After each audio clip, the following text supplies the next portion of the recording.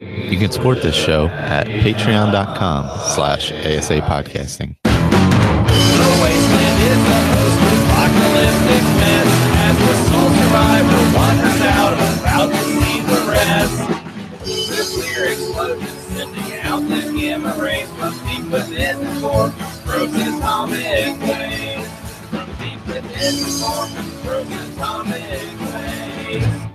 Hello and welcome to the 118th edition of the Fallout Feed.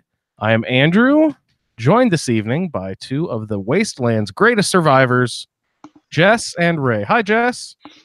Greets all. Happy Thursday.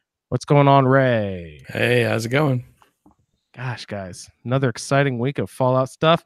Ray, you chimed in a little bit last week. You weren't on the show last week, but you did send in an audio file with some patch notes and stuff like that. That hit the PC last week, hit the Xbox here earlier this week. Any exciting news, developments, or anything? Any travesties happen because of these updates? Well, there must have been something because the next day there was a hot fix for PC, so there must have been something that was out of whack. I say, do you have any details on that? What it could have been? Not at all. It's hard to say. They're really cagey about hot fixes. Yeah, it's like they push out these updates and then something obviously goes wrong immediately, so they have to push out a hot fix to fix whatever the new update had broken.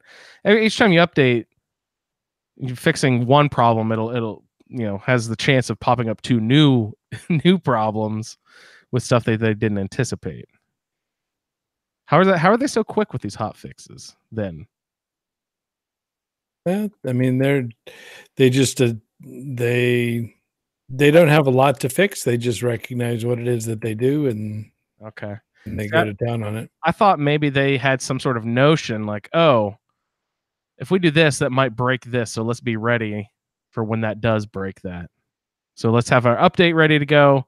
Oh, and hot patch or hot fix guys, whatever the hot fix guys. It's like the sexy department of engineers over at Bethesda. You guys get this hot patch, hot fix, whatever the hell it's called. You get it ready to go because we're gonna break some stuff. No. Yeah, all they say is that it was to address an issue with workshops that could cause server instability. Quit nuking the damn place. That's what causes all the damn server instability. I think Jess and I were on last week. There's two nukes back to back, and we're like, "Oh, we'll see you later." Yeah, and we crashed on that one not soon after. Yeah, it's a good sign you're about to lose your server when one nuke goes off. You got about probably you can probably have a good hour of good. You get two nukes going, you got about 5-10 minutes before your server starts crashing. Alex and his buddies launched 3 nukes simultaneously and got like a good map picture and stuff. It was pretty cute. Triple nuclear duclear, he called it. Nuclear. And I don't know, his server lasted 30 seconds after that happened, probably. No, that's great. So Jess, what have you been doing in Fallout this week? Well, I played a lot the last 2 weeks a bit. I've been doing Ron, mostly my feedback character, so we'll get to him a little bit later in the show, but I did him a lot since Saturday. And then my goals last week were to hit level 40 on my regular character, get all the Brotherhood of Steel combat armor is what I was aiming for. I made it. It was cool. I played a good bit with you, Keith, Leon. We got together on Friday night. So yeah, I had a lot of fun. Yeah, we had a lot of fun running around. That was great. Keith seems to have found his stride with the game as well. I'm enjoying having Keith around. He's enjoying that nuclear leveling. Yeah, he's always running off. He can tell Keith's excited in the game. Well, in our little meetup chat, it'll be like, "Oh, hey, nuke over at the golf course," and like you see a dust trail as Keith's already his smoke coming out of his room. He's gone. Loving that new level. Well, you had to take advantage of it because they took away all of our XP now. Well, not as bad as we feared, though. That was good. Yeah. See, I went over there not during a nuke, and I went over to the the little row of sort of hotel rooms where like the presidential suite and stuff is over there at the golf course. Yep. They still spawn like fairly high level ghouls out of there, and I went over there and I was getting 200 XP or whatever just on those normal ghouls. They weren't even irradiated. So I bet you I haven't been over to check it to see what the difference is. Have you done any actual hard numbers research looking into what they took away? For my part, I haven't been on since Tuesday. I played Friday to Monday, nonstop every night, but haven't been on since the patch. But we got hard numbers for people on PC, and they had said they're still seeing 300 to 350, whereas it used to be like 350 to 550 on some of the glowing ones. So it's really not that much of a nerf. Yeah, that's not terrible. That's 10, 20, 30%, somewhere in that ballpark, probably. Yeah, it's not the worst. And I don't know. We're kind of discussing in the group where the best places to nuke would be now that if they nerf that to the point where all the ghoul spawning don't get you the XP farming, like where are the other good spots that you could get for the Have you guys done nuke zones besides White Springs and the Prime Rift there? Those are basically the only two places I ever see anybody launch them. Ray, I assume you're not even through I'm not through the main quest, so I can't launch them myself. Ray, I assume you I've gone through there. No, and I've never seen it anywhere other than those two locations. Yeah. I've seen Charleston once and Top of the World once. Alex is actually doing Top of the World right now, so he'll probably report back to us tonight. He said that earlier this evening that he was going to go try to do that to see if it's worth it. What do you think it means worth it? Like, does he mean for XP reasons? I assume. Like, is there going to be lots of big spawning baddies there? Yeah, that's what you would expect. So you got the Top of the World there. Who can you expect to run into at the top of the world? There was rad roaches and bugs when I showed up the first time. There's the super mutants right across the way at the ski lodge. I assume those guys would be encompassed into the blast zone too. Yeah, they're all still there. The one time that it was nuked that I went up, it started about halfway up the hill. When you're going past the White Springs, and there's the robot brigade by those down trucks on that interstate. It started right after that, and so then there were a bunch of high-level scorched in the first camp. And then you had super mutants on the right and back by the ski lodge. And at that point, I was like, when it happened, I was probably level 30, maybe 28. So I couldn't really go much deeper. I wanted to see if it actually affected the creatures that spawn inside of the top of the world, but I couldn't make it there. And then, of course, there are mole miners behind that, behind Pleasant Valley Resort. Mm-hmm. So I don't know what those are like in a nuclear setting. Haven't seen that yet. I am going up to Pleasant Valley Ski Resort right now for God, what quest am I working on? Am I doing Mistress of Mystery or something? Do I have to go up there first? I don't remember. I'm doing a side quest, and I've been sent there, and just the last 2.5 days, the freaking monkeys have been going through my head like nonstop. The Pleasant Valley Sunday. So, oh my god. We started the Mistress of Mystery quest together actually last Thursday, Friday. So have you stuck with that some more? I did a few more things. I got the there's a couple of weapons you make, a sword and a gun, which due to our stupid, ridiculous weight restrictions, I've already had to offload. I hope I don't need them. I'll probably have to go make them again if I assume I have to use them later in the quest. I just had to dump them because of our stupid weight restrictions, but I think I can build everything again. Yeah, let me dump it otherwise. And definitely hold on to those, because those are the ones that you can create more powerful versions, but you have to upgrade the originals to do it. So after you forge them, definitely hold on to them. Okay. Well, I'll have to make a couple of new ones. Crap. Hey, Ray, have you played any Fallout? I know that you were traveling and out and about for work. I didn't know if you had time. Did you get to play any Fallout this week? I did a little bit, not too much. Just trying to get some levels on Cobb. So I did manage to meet up with Sarah, and she gave me the outfit.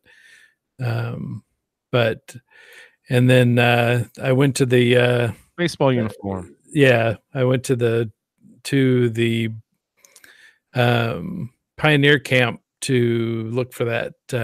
Oh no, it was a Raider outpost that you had posted the oh yeah, the sharp baseball bat mod, but unfortunately, I wasn't the right level, so it didn't spawn. Yeah. See, I was just curious. I mean, I had to doubt that.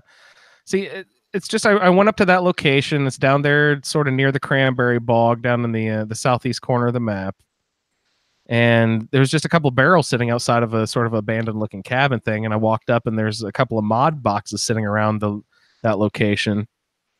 And I saw one that was, I don't even remember what it was. It was not spiked, bladed, something. Yeah. Sharp. Sharp. Okay, yeah. So I had this cool baseball bat mod. I was like, oh, that's awesome. Ray would love this. All right, so here's a good test. Is this mod going to be here every time the servers reload, or are mods scattered randomly? And it definitely isn't the same. Yeah, it's scattered randomly. So are there anything in the game that are known locations that you can always get this weapon at this spot from this person? Does that, because we had those and I had a lot of those in Fallout 4. Is everything more randomized in 76? Do we have known weapons that you can go, ooh, I have this level 35 weapon that I know I love, and I have to wait till I get to 35, but once I get to 35, I can run over there and grab it? That's kind of a yes and no, because there's specific junk that spawns in specific locations, and then there are junks that come from an item leveled list. I don't know, have you ever played with that? Like when you're trying to farm something from a vendor and you keep hopping servers, load and load and load to see what changes for their plans. If you actually watch the spawns near there, you'll see them change too. So like a hat spawn, you might get a newsboy cap and then a green rag cap and then eyeglasses. Like it'll change every time if you don't pick it up. If you pick them up, that spawn's gonna be dead for a little while. Oh, okay. So with weapons, I think the only place we know weapons and armor are specific quests give specific rewards. Okay, yeah, I had that fear. Yeah, great. But it was a cool place to go anyway, because the up on top of the rock above the cabin, there's 3 body launchers that the raiders have set up. Oh, nice. I didn't see that. And there's little TNT plungers that you push down, and it releases it and flings the body off the edge of the cliff, and it flies down the side of the mountain for like skeet shooting practice or whatever. That's hilarious. That's great. I'll have to go back and check that out. I don't know, that area is sort of reminded me of like, it almost looks like Old West almost down there. Looks dusty, almost dusty somehow, even though it's in West Virginia. And I did manage to get my my camp set up in oh shoot, what's the divide again? Savage Divide? Savage Divide, yeah. Savage Garden, I think. we keep calling these things so many different things. Always forever. Sorry. So I got a nice little spot on the edge of a only mildly polluted stream. Yeah, we found a pretty good spot for, down by Fort Defiance in the Savage Divide for a camp. We saw it, and that was the first thing we said was, wow, you could put a great camp here. It seems a little flatter around there. Like there are definitely some good pools of water and some flat spots. Every time I look and look and look and look, and like you're shopping around and you're like, I want to move my camp. And oh my God, I found the perfect place, and it took forever. Let's set up a nice little camp here. And you're okay with it. It's fine, I guess. As soon as you set up your new camp, of course, that's when you stumble on the actually really cool place. Just down the road, where you should actually set up your stupid little camp. But ad infinitum, because then you prove it and you find another one. Yeah, I've been in 3 different locations in the Toxic Valley now. The first one I actually liked, but I had to stumble down the hill to get the black titanium. There's a little outcrop of black titanium there, and I just happened. I didn't look that up. I just happened to put my fucking camp there, and I didn't realize it for the first week. It was just when I happened to, whenever you put a camp on the cliffside, they'll automatically start you, of course, at the bottom of the cliff, so you have to billy goat all the way up to the top. But so I was tired of billy goating up to the stuff, and like the first time I saw like this weird floating, it's not even hooked into the rock. It's actually a floating cell about a foot above the rock. So I noticed something weird looking, so I ran up and grabbed like activated. It's like, oh god, a black titanium outcropping. I don't know. I haven't found another one in the game yet. So that was a pretty good find. But then I was like sort of tired of the location a little bit, so I decided to move to a new location, more over by the space station over in the Toxic Valley, which I thought was really cool. Yeah, I saw you there like a week and a half ago. Well, the And fucking super for a mutants couple days. spawning and killing me. The spawning and endless super mutants come out of that thing. So I had to move away from there. Even though I was up on the hilltop, like they would still find a way, scamper up the hill with fucking missile launchers and stuff and come get me. That was no fun. So I had to move away from there. It was a little too close to the space station. But it was a really nice overlook cliff. It's beautiful up there in the Toxic Valley. It's Yeah, you're back over by that area now on that cliff edge by the black titanium speed piece. Yeah. And now what I've done is I put my camp box literally underneath the black titanium outcropping because it's like a foot or two off the ground. I can basically just barely slide my camp set thing. What is that thing called? The camp box or whatever the fuck that thing's called. The camp is a camp. It's an acronym, right? It is the camp. Yeah. So it is the camp. So I slide my camp underneath the black titanium just so really easy to find now. Not that it was difficult before, but construction and assembly mobile platform. That's it. There you go. And they still start me down the fucking. I still have to Billy Goat up to it. It's maddening, but I haven't really built much. The structure that I had there the first time, it was a neat structure, but it was just pretty empty. I didn't really do much decorating or anything, and then I moved around a few times. I saw that there was an achievement, maybe not an achievement, a challenge, I guess it's called, to move your camp 76 times. So I moved my camp just on purpose a bunch of times. I think I'm up in the probably 20s or 30s. I think Alex said he's moved his over 40 times or so. But so I just moved it on purpose just a few times, and then I started running low on caps, so I quit doing that pretty quickly. And so I settled down to where I am now, and I just haven't built the structures back. I put a couple of Santas and a couple of reindeers down, and a couple of Brahmin pits, the fertilizer pits, so I can have a couple of cows walking around, and then my generators for water purifiers, and I think that's all that I've got put down in my camp. Are your Santas all lit up and waving and everything still? No, I didn't even electrify or anything. I mean, I have the little generator still. You'll probably get back to it, or maybe next character. I mean, you got to be in the mood to build camps. I'm always in that mood, but not everybody is. No, I definitely, man, in Fallout 4, I go through really big waves of adventure, and then for 2 weeks straight, I'd just work on a big mega structure. And it'd be like I'd collect junk for 2 weeks straight, and then bring it all back and have a binging build session, basically.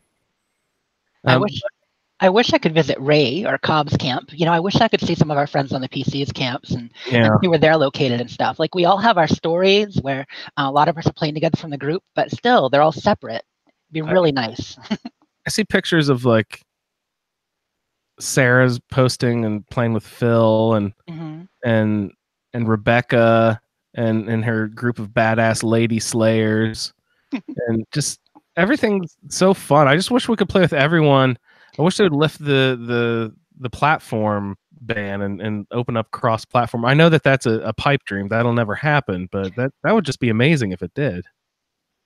It would be, and who knows? I mean, the game's not built for it, but maybe when we get private servers, there'll be something involved in that, and then we'll get the awesome PS4 some over with us and stuff. But man, we can save those poor PS4 people. They can actually come have fun. No, I'm just kidding. They're doing pretty well on their own. Yeah, they seem to be doing all right. Yeah, they're great. So, guys, we got a lot of feedback to get through this evening, so we should probably quit dilly-dallying. I'm sure all this feedback will bring up new topics for us to discuss along the way as well. But this evening, we will hear from Lee, Ian, Will, Clint, Leon, Eddie, Sarah Saylor, Craig, Chris, and Phil. So without further ado, let us go ahead and check in with Lee. Hi, Lee. Greetings, Fallout Feed guys and gals. This is Lee Benjamin with roundtable feedback for the missions Thirst Things First and Second Helpings, which I call Loner's Kitchen. Loner went back to the Flatwoods Church and found some holotapes recorded by people in and around the responders' camp and learned a lot about the first few years after the war. These survivors' stories included the following. Dasa Ben-Ami, the woman who began collecting the survivor stories to preserve a record of how people came to meet the responders and what they contribute to the effort. Colonel, a boy who had been mistreated and told that he was bad, which he was in many ways, but no one should blame themselves for the war and all the grief it caused. Reverend Delbert Winters, the Flatwoods responders' cook and spiritual leader. Here too, Loner learned that the petrified remains she had been finding were somehow related to the ghoul-like scorched creatures, which the responders thought were part of a plague that was affecting people in the last few years before the recordings stopped. There was another cache here left by the Overseer and a holotape telling how the Overseer had found Flatwoods and what she had learned about the responders. She encouraged the people who found her recording to join them. Loner was told by the vendor bot that she should go register to become a responder in the building across the street. She did that and found out more about the people in the responders and the roles they filled. The responders were all about helping the survivors and started teaching others basics about how to find food and water, and taught them the methods used to sanitize and enhance them so that they can survive in this strange new world they found themselves in. Anyone who wanted to help out and join the responders needed to learn the skills taught by their automated systems and be tested to become a full member. One responder, Kesha, had been out testing the water supply when she disappeared. In her holotape, the Overseer had encouraged her to carry out the water testing that the responders had started. The responders' logs provided clues to find Kesha and her water test kit. Samples gathered. Loner returned to the church to test them.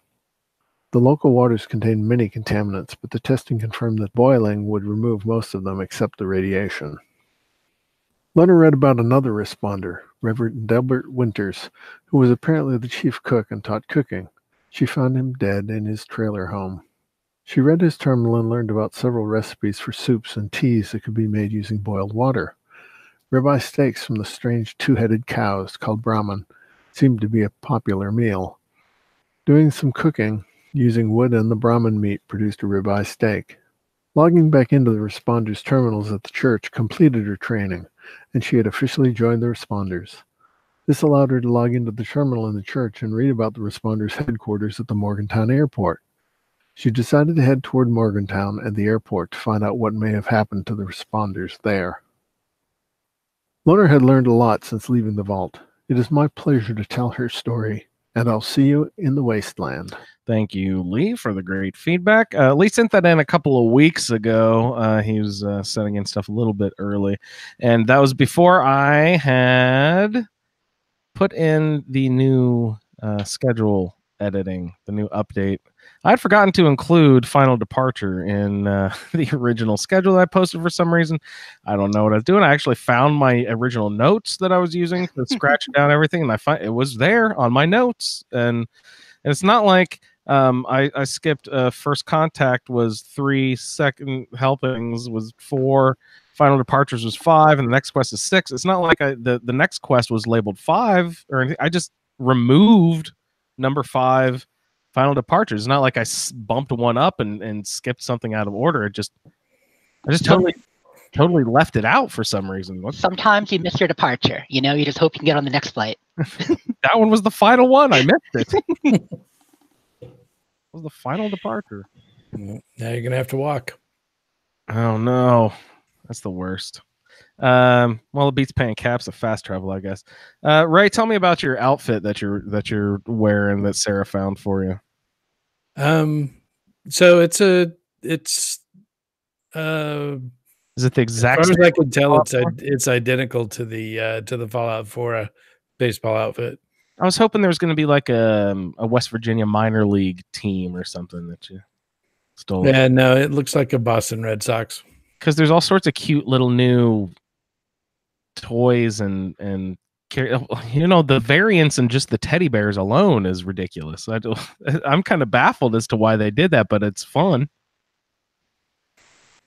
There's like the new kitty cat thing that I think is a mascot of the Oh yeah, Mr. Fuzzy. of the theme park or something. Yeah, I love all the Yeah. Mr. Fuzzies. Camden Park. I have a hard hat. My son and I, my 4-year-old and I, have a character going named Moses, and he says it looks exactly like him. But we have him decked out. Usually he's shirtless because I don't know why Mo likes him to be naked. But we're running around, and he has this yellow hard hat on, and it has that Mr. Fuzzy symbol on the side. I have no idea where we picked it up, but he always likes to wear that one because it's got the kitty cat on the side. And I know I've said it in the past, but this character is all luck so far because every time we level up, he always picks the card that has the kitty cat on it. So we're all luck so far. I think we're level 10 or 12 or something in that ballpark, but it's pretty fun. So Lee, thank you for your great feedback, sir. Hopefully you'll include your final departure in your next batch of quests. Thanks a lot for sending it in, sir. Looking forward to hearing more of your adventures. Ian wrote an email in. I forwarded it to both of you guys.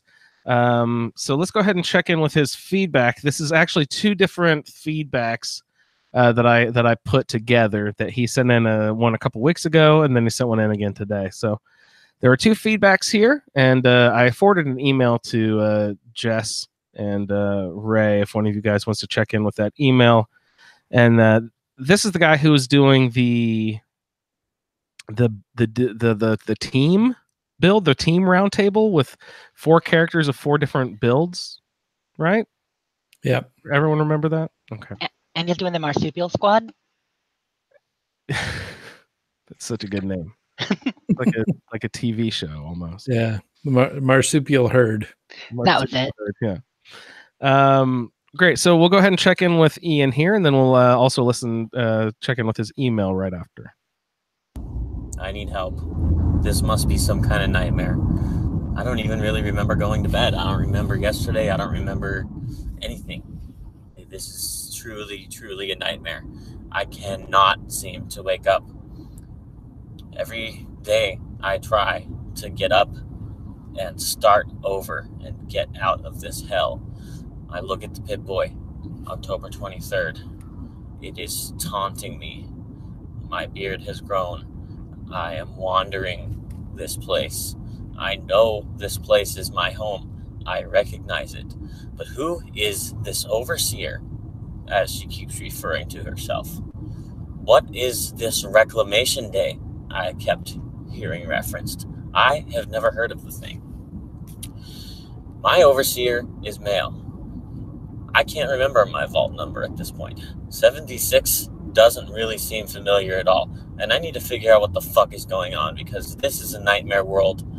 Nukes are being launched all around me. I have no fucking idea what's going on. And I'm starting to get exasperated and irritated and angry. I want to wake up from this. I don't want to be in this hell anymore. I just want my life. I just want my room in the vault. I want my overseer back, and I want some answers. Everybody's gone, and it doesn't make sense. I woke up in a vault room, but it's not my room. It's not my vault. Everybody's gone. Every person I've come across is uncommunicable. I don't recognize them. I don't recognize anybody here.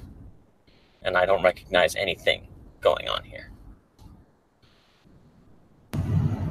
This was supposed to be a test. This wasn't supposed to be the real thing. This was the hypothetical.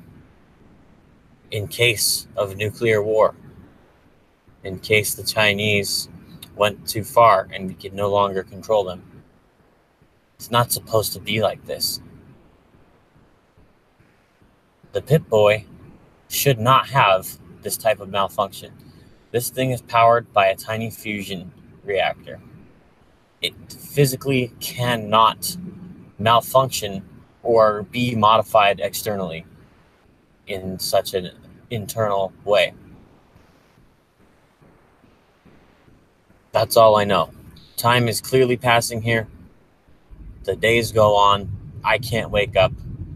This Pip-Boy does not count the time here. This is some kind of dimensional warp. This was never supposed to be like this. This great war, I need to find out how it happened. I need to find out what has gone on here so I can get back to my time. Something's wrong, and I'm going to figure it out. And if you're hearing this, I have unfortunate news for you, but it means that I am dead, and I have most likely failed. So you need to listen carefully and learn what I did not learn so that you can succeed where I did not.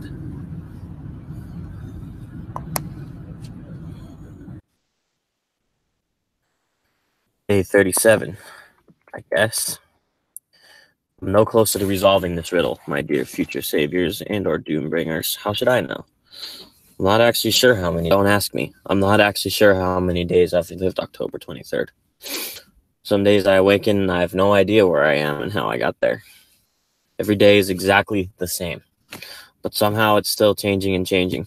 Today I met a band of apparent strangers, but how do I know them? I can't explain this. We battled a huge monstrosity wearing a shopping cart. There's some kind of cult that worships bags of various supply types. I don't know either. I don't know. Let me fill you in on some highlights. I was able to piece together a few milestones, vaguely.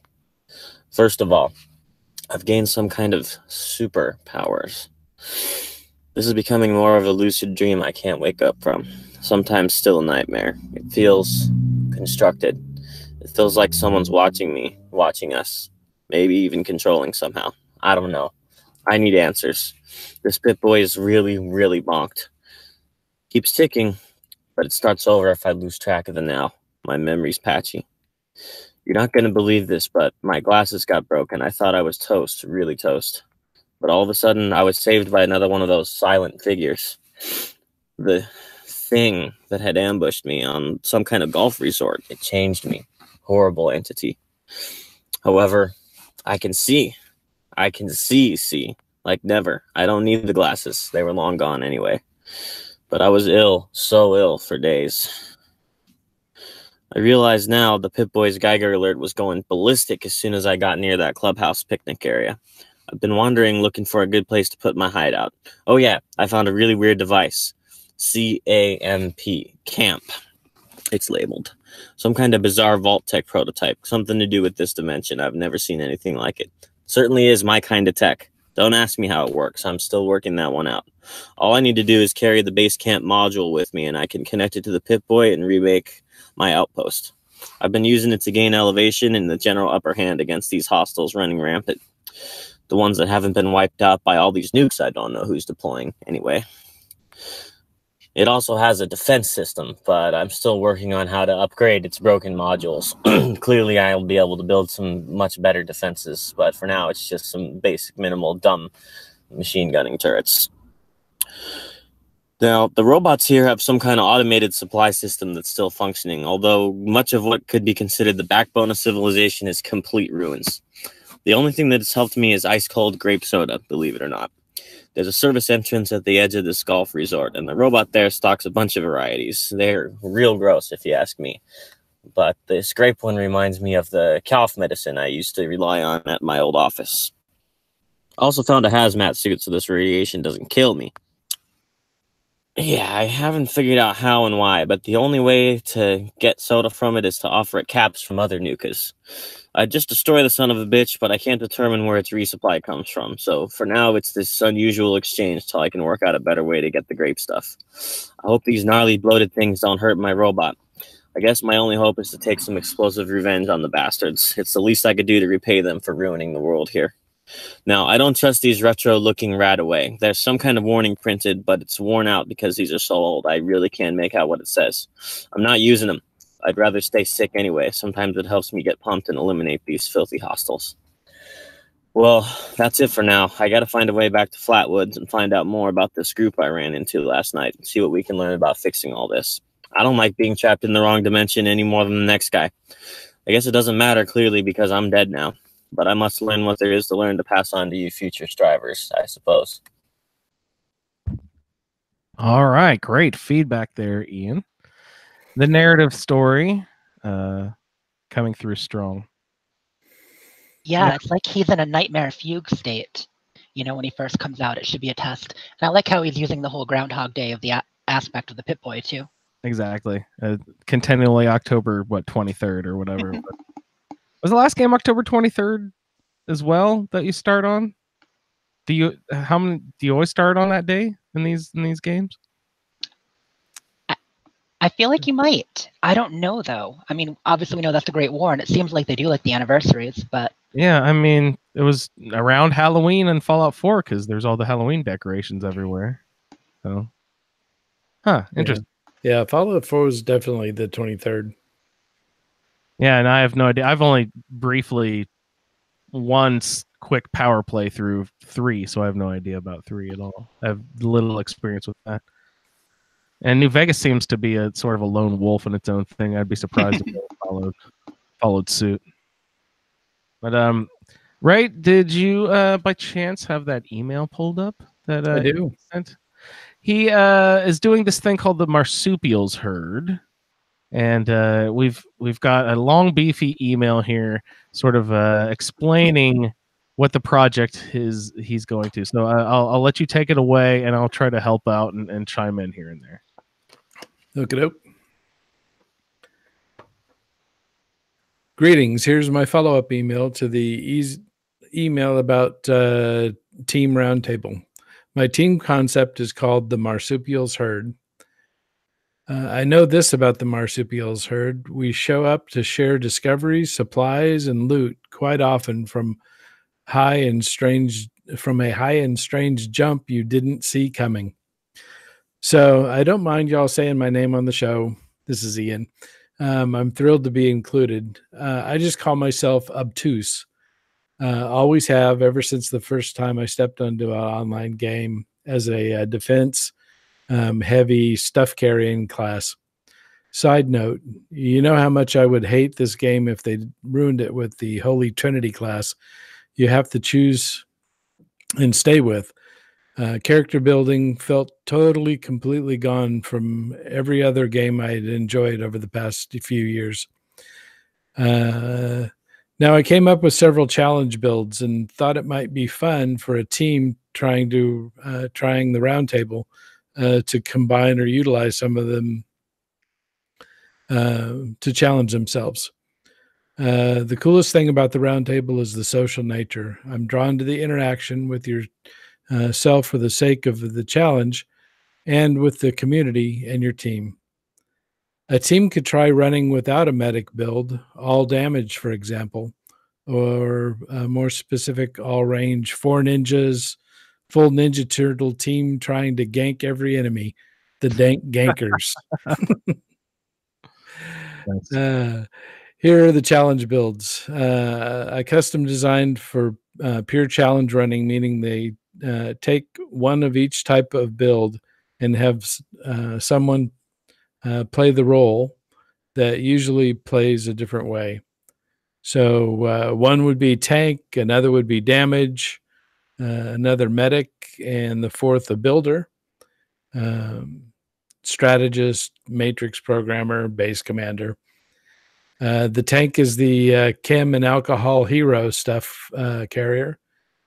He's built for all the max carry perks and has a couple of damage avoidance tricks, which all seem to be luck based, as he's not the most agile, just a feisty, stubborn SOB. He's a power armor user, as it increases his carry and is just the thing as a technically inclined fellow. Mutations, marsupial and speed demon increases motion, superiority. Egghead boosts his intelligence. Herd mentality increases general specials because he needs to be useful to a team to persevere in the wasteland remnant of what his life used to be. Transporting his life now and he is proud to do it well. Let's see. Build link, card swap depending on what is in the stash. He's picking up for a team loot location. One is max carry tech quartermaster and medic, also a bit of a substance dealer and enthusiast. Not a DPS build, just picks up and fires, swings whatever's convenient. The challenge is use a weapon found in the location while doing a mission. All right, so just to summarize, his first character and his 4 team, there are 4 specific roles he kind of wants to cover, and he was saying that you can do it any way you want, but if you want to do a well-rounded team, you have these 4 things. A tank, which is this first character we just described. Yep. 2 would be a damage. DPS. I don't know. Yep. That would be probably, I'm assuming, guns, but maybe melee as well. A healer for number 3, and what was number 4? A cleric? No. Probably AOC, because the way he's doing it, it's based on the way like a lot of games the last 10 years have locked you into a character role. When you're creating a character, you're going to play one of the 4 mains, with its online co-op or MMO. And so he was talking about how he likes the freedom of being able to design his own, what that means in this and jump between, which is cool. I like the fact that games are getting away from locking you into one thing on one character. Well, yeah, the fact that you can swap the cards out really makes it a lot more flexible. That's great. So the strong man is his first character he's going with. The person who will be like the mule, he'll carry everything. This person's also going to be the chem and alcohol person. So perk card, immediately that makes me think you grab that, what is the perk card? Quack doctor? No, what's it called? That makes you, instead of stim packs, you can use alcohol to cure your teammates. Yeah, I think it's Quack Doctor or Quack Medic. It's something like that. Yeah, absolutely. That goes with any character you're associating with alcohol and a team. That seems like that would absolutely go together. And first and foremost, if you're forming a team, I would say the very most important thing is to make sure that every character on that team at least has a charisma of 3. Right? Don't you think that's the most important part of teamwork? Yeah. So you can share with each other. Absolutely. Yeah.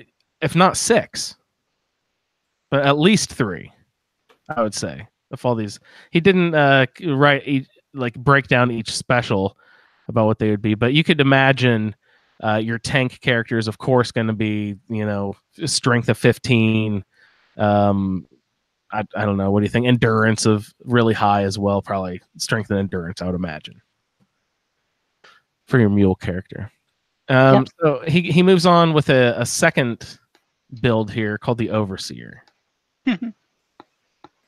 So kind of mom or dad of the team. This is the farmer, the crafter, the strategist. Not built for fights, hangs back, and rarely, if ever, engages in an enemy. Built to share any perk at full strength in the game. Build is restricted to this as a non-combat player who's the designer of the base and the tactics. So this is like the coach or the boss. All right. Mutations, empath. Oh God, empath is the worst. Why would you do that to your poor boss character? As a challenge. Your den mom can't have empath. Oh God. Well, actually, no, that's pretty reflective of what it's like to be a den mom, I guess. So, reminder, empath is like you get your team gets 25% less damage, I believe, but you take 33% more damage. So it's a kind of a oof. I don't like that one. I've got a good long list of mutations going for me, and the one I don't have on there yet. I've got a couple of bad ones, but the one I've still managed to avoid is empath. I actually did have it on the list at one point, and I managed to. It was amazing. I used the rat away, and I had a lot that I really liked, and I was like, oh God, I know I'm going to lose some of these. I don't want to lose any of the good ones. And then I accidentally got rid of marsupial, which was devastating. I had the same thing happen. That's actually why I lost my marsupial after the serum, was I got empath. I had it for about 10-15 minutes, and I'm like, not happening. No. So I ratted it up. Yeah. But then I was like doing my whole get my mutations loop in my toxic pool over there, and I got I actually managed to get marsupial again and bird bones like back to back. It was a sent from heaven. It was a sign. So then I've clipped on my starch jeans, and I'm never taking it off. I don't know if they're Speed Demon is one I would love. That is probably one of the better ones, and I still don't have that one. But Yeah, that's what I really want. yeah. Empath, that stinks, man, for your overseer. Oh god, it stinks. Reducing team's damage taken and increasing self-damage taken. Yep, that's a bad one. Talons. This is a very good one. I'm using talons a lot with my my Mrs. Claus. Like, okay, so she's wearing Mr. Mr. Murray. Murray. Mr. Murray, she is wearing the Mrs. Claus outfit. But, I'm saying claws as in CLAWS, like a cat claws, because I'm wearing the mole miner gauntlet, and I've got the talons mutation, which makes your unarmed damage like a lot more. It's really great. Ooh, it does some beefy damage. Now I'm up to around like 200 damage sometimes when the mutations are really kicking in well. Yeah, it's pretty amazing how much damage you're doing these days. Yeah. When we get in a fight, you're right in the thick of it right away. I'm loving the see. I've never really liked a lot of melee and unarmed damage, but I'm really settling into it. It's these mutations really make it sort of really really nice to get up and personal with your bad guys. Mm-hmm. All right, so talons. See, basically self-explanatory. Helpful against the little, usually critters that attack the base. Yes, God, that is a good point. Have your mama be able to protect the camp from those stupid little mole rats and stuff that run around your ankles. Any of those rad rats, ticks, anything like that runs up and gets all up in your face. Totally great for that. Reduced agility rounds at the low aptitude and combat traits. Has egghead. Well, that makes perfect sense. For more intelligence and the lowest endurance and strength. Fits in the challenge build. The special spread devised to possess any perk at any strength for a share to the team. Cards are not equipped, and leveling is only of intelligence, charisma, and luck. So non-combat abilities. Got some links here. This gets ridiculous. It is leveled to 420 so far. Probably don't need to bother looking at this one. The Overseer Peak. Okay. Challenge 3. The Fortunate Servant. This one plays the medic role for the round team challenge. I think it's his savant. What did I say? Sorry, savant. Did I say servant? Fortunate Savant. The high luck charisma character. Born with talents, not just the talents used for destroying enemies. All the other ones, the classic combat avoider via charm, mysterious fortune, sneaky cleverness, sheer stubborn will to live, and often just plain being devious little bastard. This is a star child of the group, and they are often exasperated with their other creative schemes. Mutations is any/all of them, empath optional. Secondary role is carrying the field supplies of chems and food. Okay, so sort of helping out with the mule strong guy. And finally, for the fourth team member, the damage build. I haven't designed this one specifically for the challenge. It is a wild card, and I recommend a ranged non-power armor character as its higher challenge than face roll melee. All right, so there's the 4 breakdowns. These are what he's going to do. I'm excited to see where they go with the rest of this project. Thank you, Ian, for chiming in, and welcome to the Roundtable project. I know you guys are going to level up just a little bit before you get into starting to do your quest and all that, but we're excited to hear where you guys go with that. Do you guys have any more thoughts on his 4-man team build? I think it's a pretty good idea. I think it's a great idea, and he's doing it with some people who are part of his Discord, right, in the Marsupial Herd? Or is he making all 4 characters himself? I wasn't clear. No, I believe it's his buddies. Yeah, I think they're going to. And I forget exactly what they're going to do, but they're going to figure out a way to do sort of like a rotational feedback submission, I believe. Something like that. Yeah, very cool. I remember him talking about the idea at first, but. Very cool. All right, Ian, thanks so much. Good luck with the project, fellas. Let's move on to another sort of newish member to the group. It's been a very good contributor to the conversation. Very excited to have him part. Thank you so much, Will, for your submission to the roundtable. Will here with some more entries from Hazel's journal. October 23rd, that was Reclamation Day. It's been at least a couple of weeks. My Pip-Boy must be malfunctioning. I hope it's just the date. Grown dependent on it and can't afford to have it stop working altogether. Fingers crossed. Anyways, the responders training kiosk wanted me to locate a Kesha McDermott. Before I did that, I wanted to get my camp set up. I remembered a nice little spot with a copper pit by that landlocked lighthouse. My construction unit is capable of mining ore from it, which should give me some extra income if I run across any more of those vendors like the one in Flatwoods. I spent the next several days collecting wood, hauling water from the nearby stream, and planting crops. There's a junkyard within walking distance. I set up a workshop there to gather extra resources.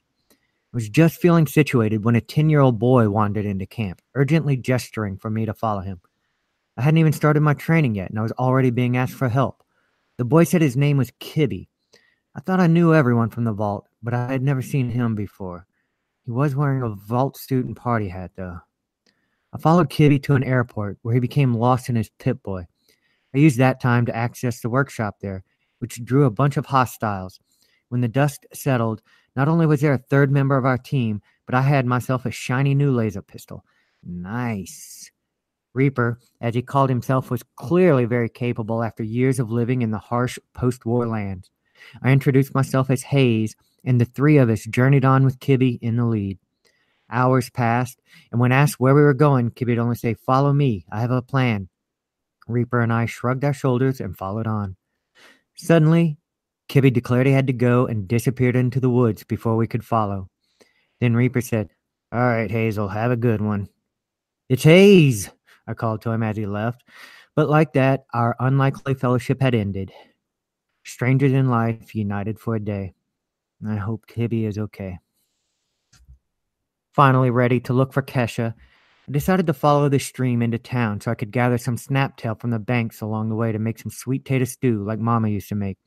Turned out to be a good decision as I stumbled upon a dead body on the water's edge. A short prayer, and I took her testing kit and a water sample into town. After collecting another sample from the town's water pump, I found a flyer for free cooking lessons. It said something about cram burgers. I was never really a fan of cram before, but by then, a cram burger sounded amazing. Don't get me wrong, I'm happy the mole rats attack every time I go to the junkyard, but man cannot live on mole rat chunks and corn soup alone. Test results back at Kesha's lab showed that while the water was contaminated, it had been improving and should be fine for consuming after boiling. Looks like I'll need to boil all that water I hauled to camp. After turning in my findings, the kiosk directed me to go to Reverend Delbert's for cooking lessons. Awesome. I was going to do that anyways. I doubted he was still alive, but I hoped I could find some recipes or something. Reverend Delbert Winters was indeed dead, but I did indeed find some recipes for some Appalachili and oh my God, I just had an idea. Appalachili cranburgers. That's going to happen. The Reverend, who had been losing faith before the responders came, was apparently a huge fan of ribeye steaks. He left instructions to kill a Brahmin and cook it up. No, I had thought. I'd seen the peaceful animals on the way there, even stopping to sit in the field while they grazed about. The first nonviolent creature I've seen, and I was supposed to kill it? I wasn't going to be able to do it. Upon exiting, one of the Brahmin was being attacked by a ghoul, though. I tried to defend it, but either the ghoul or a poorly aimed laser blast did it in. Well, I had some ribeye now. I signed in at the kiosk to learn I was officially a responders volunteer with full database access. Now, to find out what happened to the rest of them. My first lead took me to Morgantown Airport, where there were many dead responders, and another log from the overseer. I was starting to question her sanity as she described a giant flying beast turning everyone into scorched, and that we should consider using nukes against it. Nukes? How about we try this inoculation thing she mentioned first? There was supposed to be information about it on a terminal elsewhere in the airport. That's when I went outside and saw it for myself. A gigantic, scary as hell gargoyle in the sky that summoned, scorched by the dozens. I'm still not sure how I made it out alive. I ran out of energy rounds in the onslaught, but a barbed cane I had found proved to be life-savingly valuable. Safely back inside, the other terminal gave tactics on how to defeat the scorched. Wish I had read that first. And mentioned an inoculation breakthrough by Claire Hudson. That'll definitely need to be investigated further. But first, I had to get back to camp to rest up. Before leaving, I doubled back to grab supply from the overseer stash, where I saw a sign up for an elite unit within the responders called the Fire Breathers. Do you think you have what it takes? It asked. Yeah. Alrighty, that's it for now. That Hazel, or Hayes, I guess, sure is a busy boy. But those apple chili cranbergers sure do sound good. Let me see if Hazel's got any recipes lying around. End holotape. Okay, so that's it. By the end of this episode, the Hazel was level 15 with the strength of 4, perception of 3, endurance 4, charisma 2, intelligence 3, agility 2, and luck 3. The only assigned perk he's been able to get to so far was the natural resistance. Some other notable perks he's using would be Gladiator from Melee. He has Pack Rat maxed out, as well as Through Hiker and Good with Salt, both maxed out, so he can carry a bunch of soups without them going bad. A last minute rambling here. I listened to that holotape of that responder that was locked in the storage room. Inside the room with her, with the door shut, so I could get a better feel for her predicament. And I was thinking Bethesda missed a good opportunity for a cruel joke on anyone foolish and that. I would have been super angry being locked in there waiting for Hazel to starve to death, but it also would have been pretty funny. So that's it for now.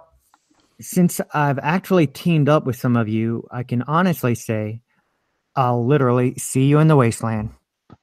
That's the best part about Fallout 76 is that we can actually see each other in the wasteland now.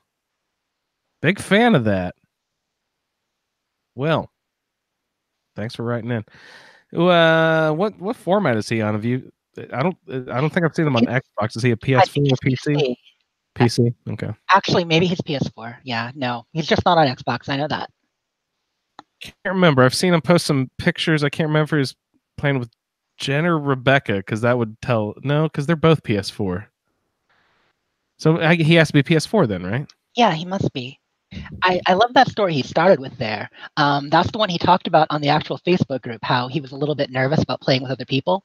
First, as a solo player, like many of us are, and that after he created his character, one of the first people he followed wasn't communicating, but was jumping around. So he started following them, and then someone else joined, that Reaper guy, and they're wondering there's like no real rhyme or reason to where they're going, and they're just having fun playing along. And then he finds out that they were following a 10-year-old kid that whole time.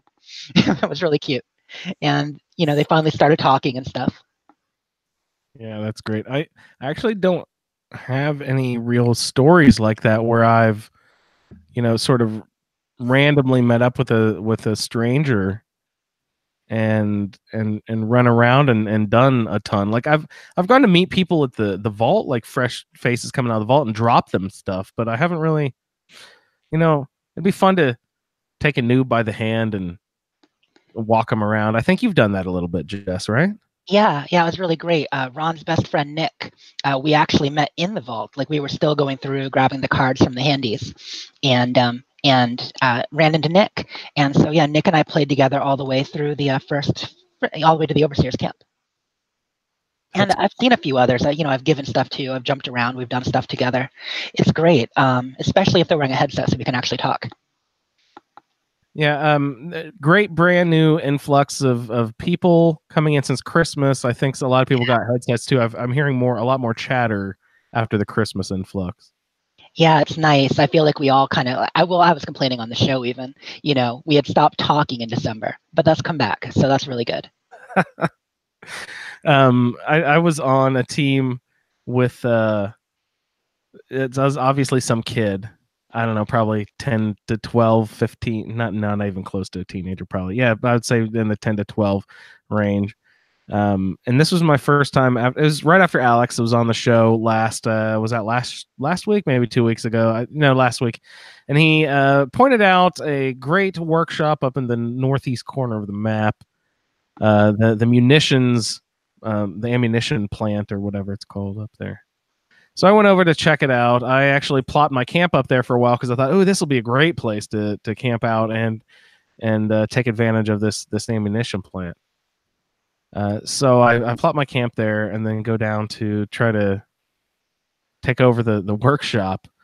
And there's just so many. It's just thick with bloody high-leveled super mutants that I just respawning 14 times before I finally get the workshop under my control. It was just, oh god. And then running around this little that kid I was mentioning wanted me to be on team. So I was like, oh yeah, why not? Yeah, sure, come on, be on my team. That's fine. We'll run around. I'll get a little more beef on my my shared perks and stuff like that, because all the extra charisma team perks and stuff. So yeah, come on, be on my team, kid. That's a good plan. Come on. So he comes up and we're running around the munitions plant, and then I'm making my shotgun shells. I went up there for a specific fucking reason. And this little shit, what did he do? He keeps changing it to fucking 10 millimeter. And I said, no, I'm gonna go over. No, okay, we're here, and I'm gonna do my shotgun shells and everything.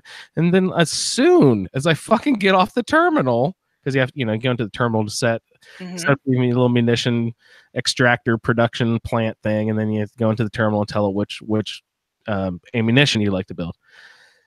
Yeah, and this little kid just keeps going changing back to 10 millimeter. And I'm like, what the fuck are you doing? Every time I turn my back to go kill something, a new wave, like wave 3 of 4 is coming. In between waves, that little shit was going over there to change stuff.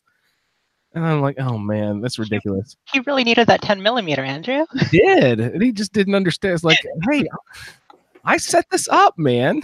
This is mine.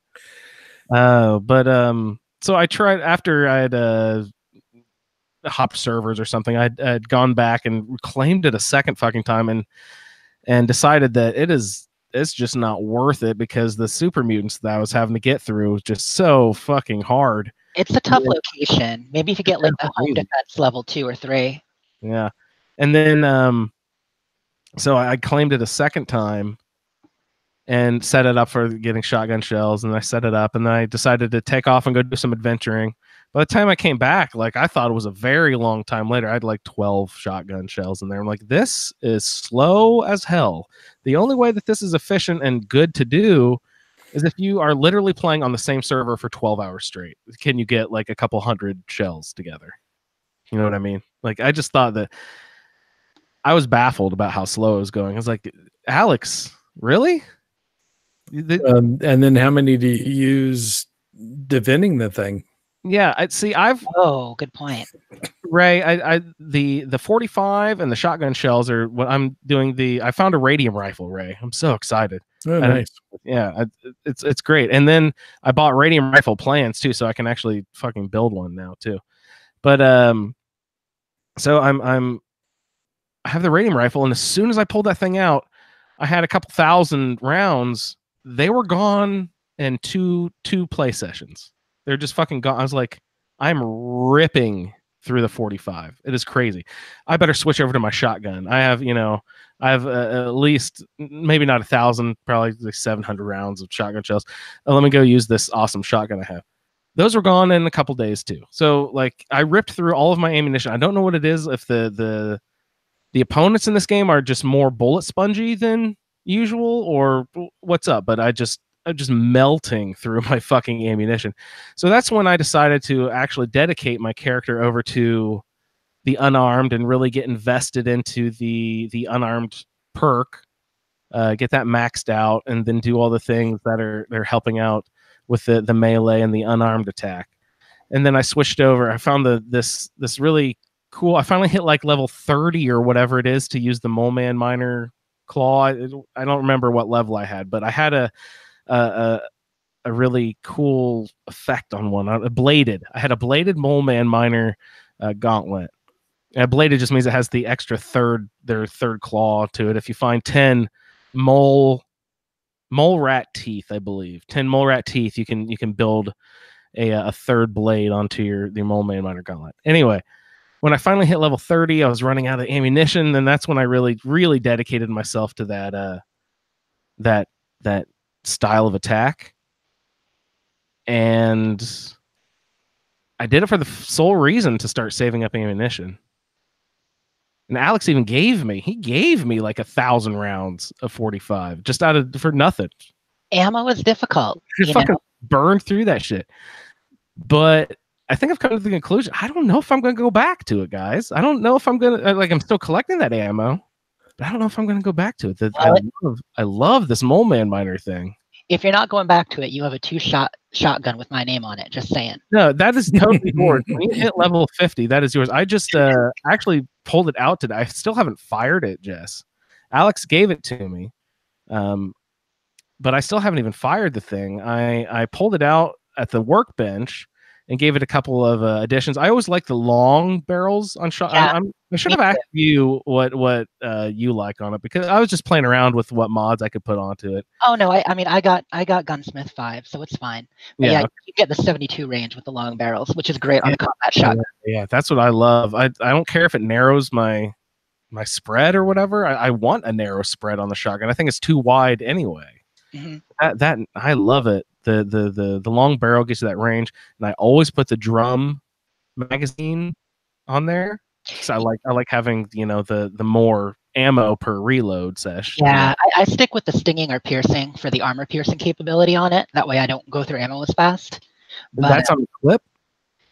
Yeah, that's one of the rounds you can load. Nice. Do you put a suppressor or anything? What do you like? I'd have to pull up my thing to see, but yeah, I mean, I like a long aligned. Aligned is better than true, I think. I like the stinging or piercing, clip. Aligned is the accuracy effect, I assume. Yes, yeah, it helps. Accuracy. It's not as much recoil. I don't remember the exact things, but it's got a good bit of all. It's got recoil accuracy, all that. Hip fire accuracy, specifically on that one. I like the short true. Gosh, I just forgot what the butt of a rifle is called. Anyway, I like the short true stock. Exactly. Yep. And that way I can use it. I can use a hip fire. I can pull it up. I don't put a scope on it, so that way you got just sights, so you can use it in real time. You can just run and gun, get right in there. And the combat rifle is definitely my favorite. Define for me, please, because I've always been slightly cloudy. The exact definition of hip fire. Sure, that's when you're just pulling out and shooting without sighting. So even if I don't have a scope or sights on my gun, if I press the button that makes it aim, that is not considered hip fire anymore. Right. Once you're focused in, I believe. Yeah. So the little reticle that you get on the screen when you have your weapon out, it's like a open plus sign.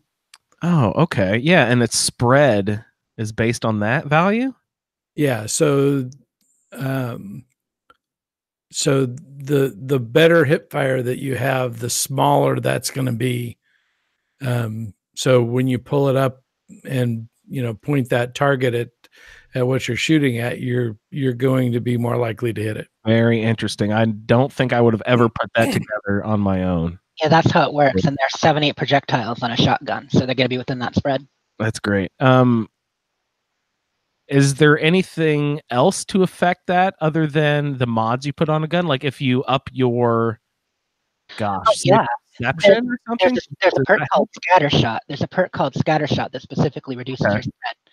I think it's under perception. But upping your perception itself doesn't narrow that reticle.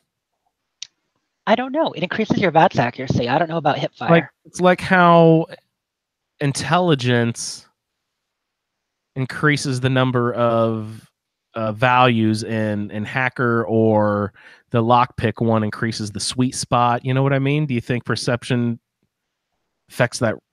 Oh, man, it should.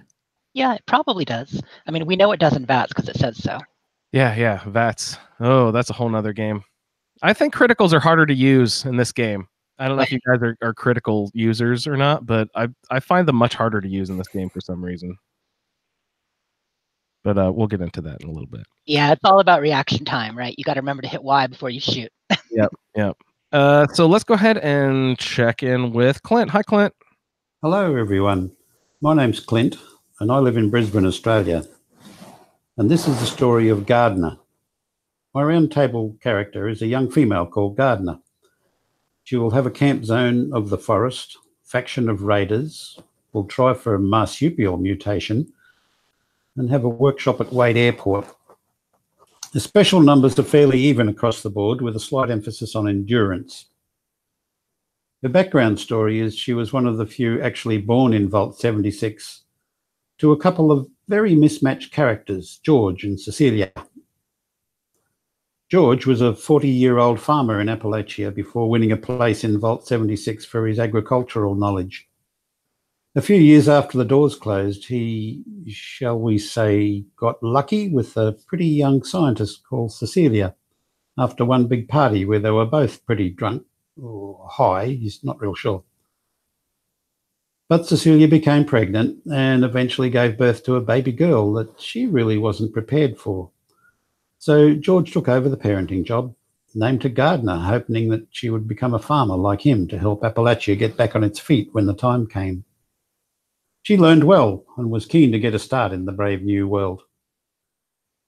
Once Reclamation Day came, Gardner kind of knew that she would be leaving the vault pretty much on her own.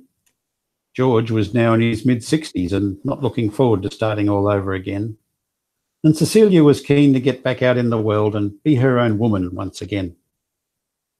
The three all knew they would probably never see each other again, almost as though they would be living in different worlds much of the time. So when Gardner left the vault, her parents were already gone, but that was okay. She had read the overseer's notes that all was not well on the outside, but she was determined to start a farm as soon as possible. People were going to need food and adhesive, as it turns out. He followed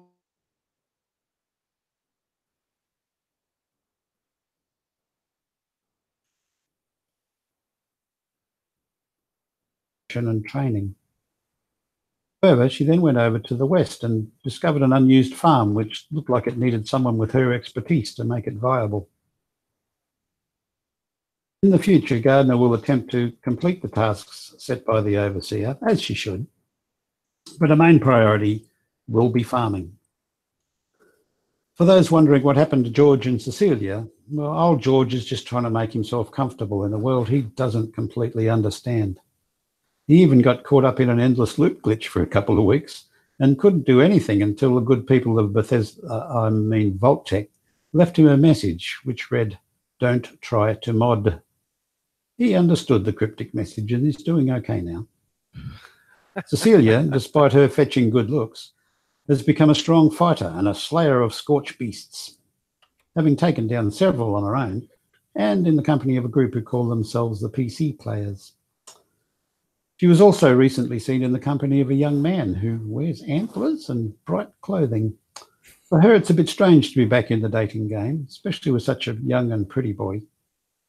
However, she is a bit worried about how her next visit to White Springs Resort will go, as one of the inhabitants there apparently also has eyes on the young Sammy.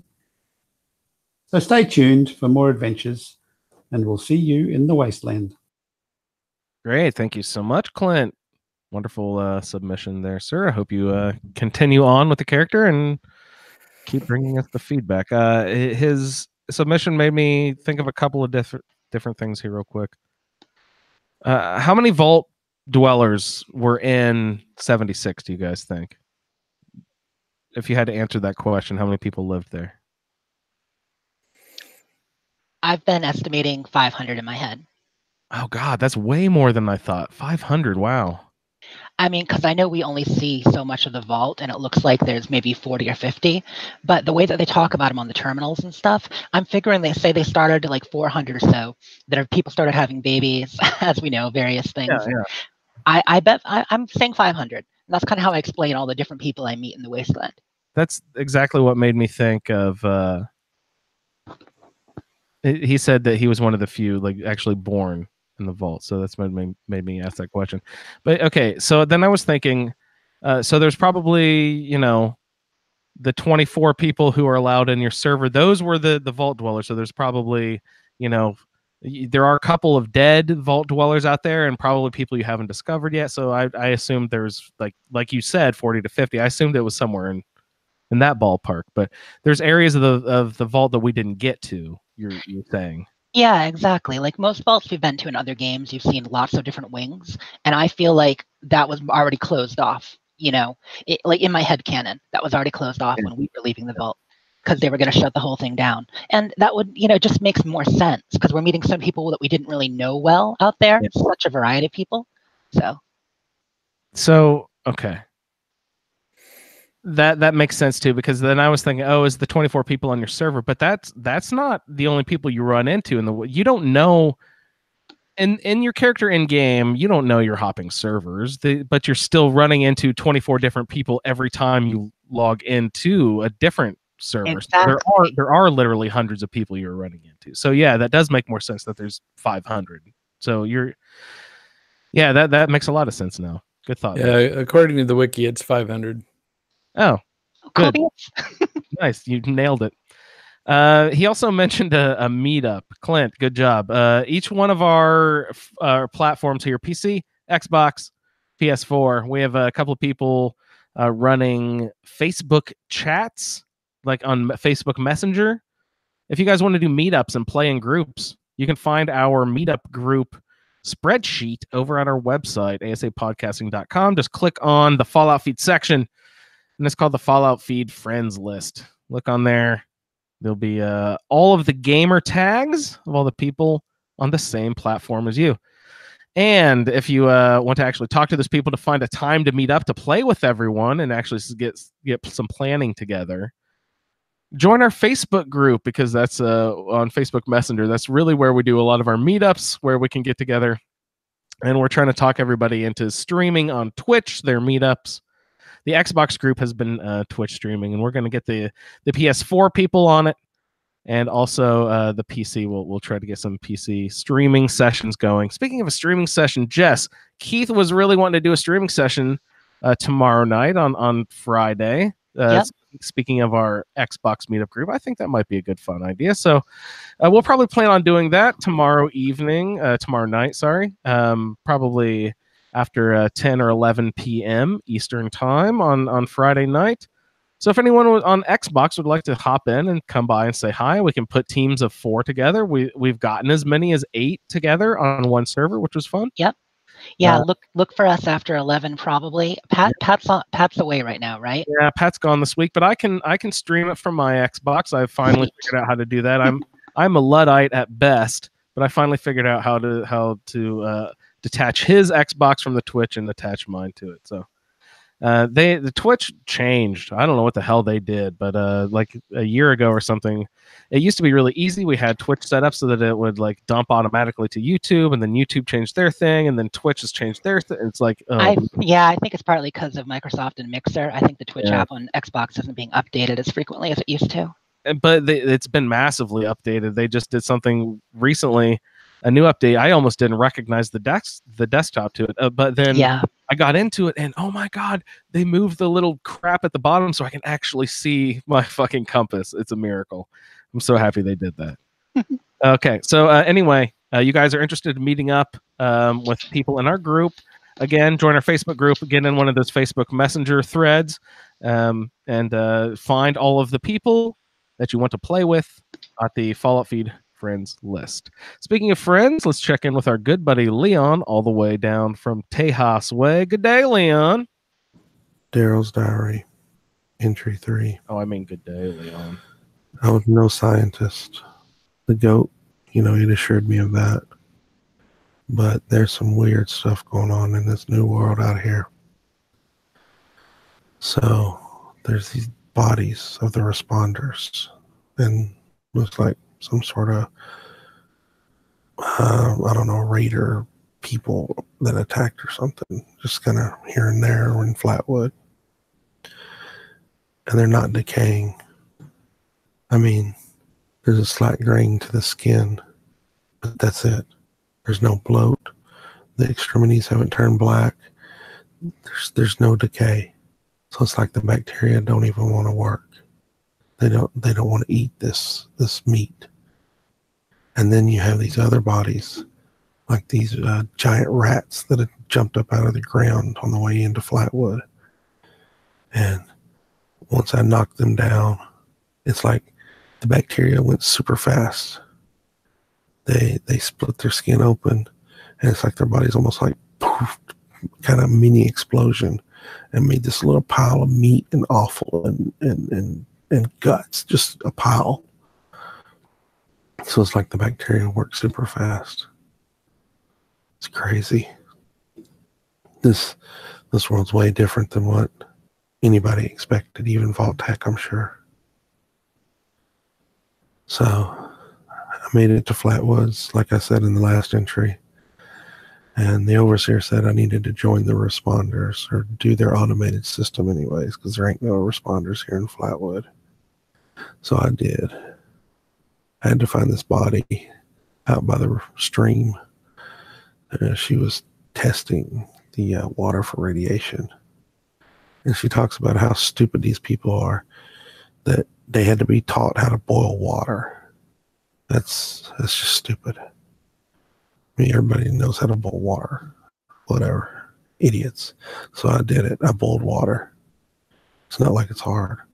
I put the water from her testing kit in the machine that she had set up to test the water. So then the automated system said, good, congratulations. Now go find this other guy. Huh. He was a corpse too. So still hadn't decayed. I didn't want to touch him, but his terminal was open and I kind of looked at it. And he talks about cooking ribeyes. So there's these weird two-headed cows walking around. I went ahead and just put one down and got some meat off of it and threw it on the fire. It's not hard to cook a steak if you know what you're doing, but apparently these people are idiots. I don't know why a nuclear war would make you just forget how to even cook food, but it did, I guess. So I became a responder volunteer, which accessed their system.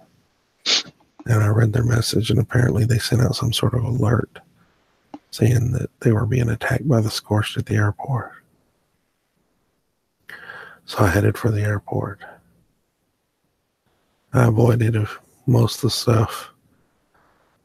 A couple of dogs attacked me. I put them down. I made it to the airport, and it was a bunch of Scorched all around. These pink skin things that they talk, but they don't make no sense. I snuck in some, but a couple of them saw me, and then I had a fight on my hands. Luckily, my fist did my talking for me, and I knocked all of them out and snapped their necks. Made it into the airport. It's a massacre. The responders are gone. They're all dead. I listened to some holotapes, and the overseer was been here too. She started talking about maybe using the nukes against the Scorched. I never thought I'd agree with her, but after hearing some of these holotapes, I want to kill every Scorched out there. The things that they killed these people. There's an anger building up inside me towards these things. They're not human. I don't know. I don't know what to do. I'm sitting here in the airport, and I don't know. That's our cheery friend Daryl, everybody. He's so intense. He's listening to The Cure right now, like painting his fingernails black. You do it, Daryl. No, that's awesome. Thank you, Leon. I like your attempt at the narrative storytelling from the first person perspective this season. That's a little bit of a change up from your normal thing. That's really great. I like how you're doing that this season, Leon. Really nice storytelling. But yeah, he's sort of making jabs at the boiling of the water and everybody how they forgot to cook food and all that, so we have to relearn how to boil water. He's not wrong. Yeah. Ray, did you listen to the interview with the new girl who was coming in trying to try out for the responders, who was going through the lesson of boiling water? Did you by chance listen to that holotape? No, I didn't catch that one. That's one of the most infuriating things you'll ever listen to in your life. It's like the overseer explaining in very, very, very great detail how to boil water. Yeah, I mean, it was Kesha McDermott was the one doing, Oh yeah, catch it. testing and teaching them. And it was partly because it had to be much longer than it would normally be for bacteria, so they were learning new things. But yeah, Yeah, but I don't know. They just reference like making tea, no, boiling water. Yeah, it's just like making tea, but different. You have to It's oh my goodness. No, but it's a good listen. Everybody, I suggest run out to your local music store and pick up that holotape immediately. It's good listening. put it on repeat, Yeah, exactly. Put on repeat. and then you'll sound like Leon after a bit. No kidding. And not everybody, camped before the bombs fell. I mean, everybody was living a pretty nuclear life. So yeah, that's true. Robot servants and all that. Yeah. He's concentrating on unarmed attacks, and he mentioned snapping necks. That phrase specifically. Are there animations specific to the like kill screens or whatever for unarmed? I don't have any for my Mole Man gauntlet thing, but are there like ninja moves? Cut Not screens, actually. you know what I mean? I haven't seen They special can't kill cut screen. I've never seen anything like that. Yeah, I haven't done any unarmed. I know there is in Skyrim. Oh yeah. Yeah. Those are great. And especially with mods like violins and stuff, I love some of those kill moves. What'd you say with violins? Oh, one of the kill moves mods. You probably have used it, right? Have you? And Skyrim? Yeah. It just adds a lot more animations for critical kills and other kills, so that you get a lot more variety of kill moves. But with a violin? No, violins. VIOLENZ. Yeah. I was just, you don't know how quickly my brain was imagining a new bard character who fucking slaughtered people with a violin. Yeah, like using a harp string to garrote them.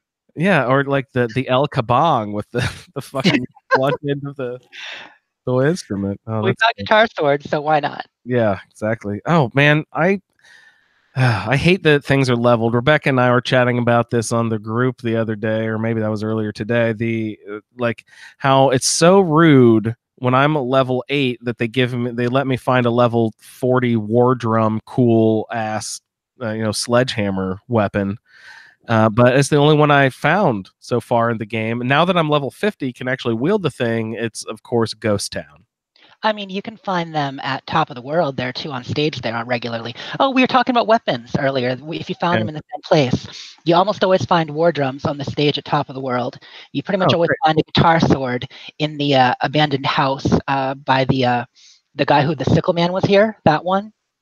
It's an unmarked house near the vault. There are a couple places where you do find those weapons. Nice. Sweet. What is have you used one of those warhammers? Not warhammers. What the hell is it called? War drums? Yep.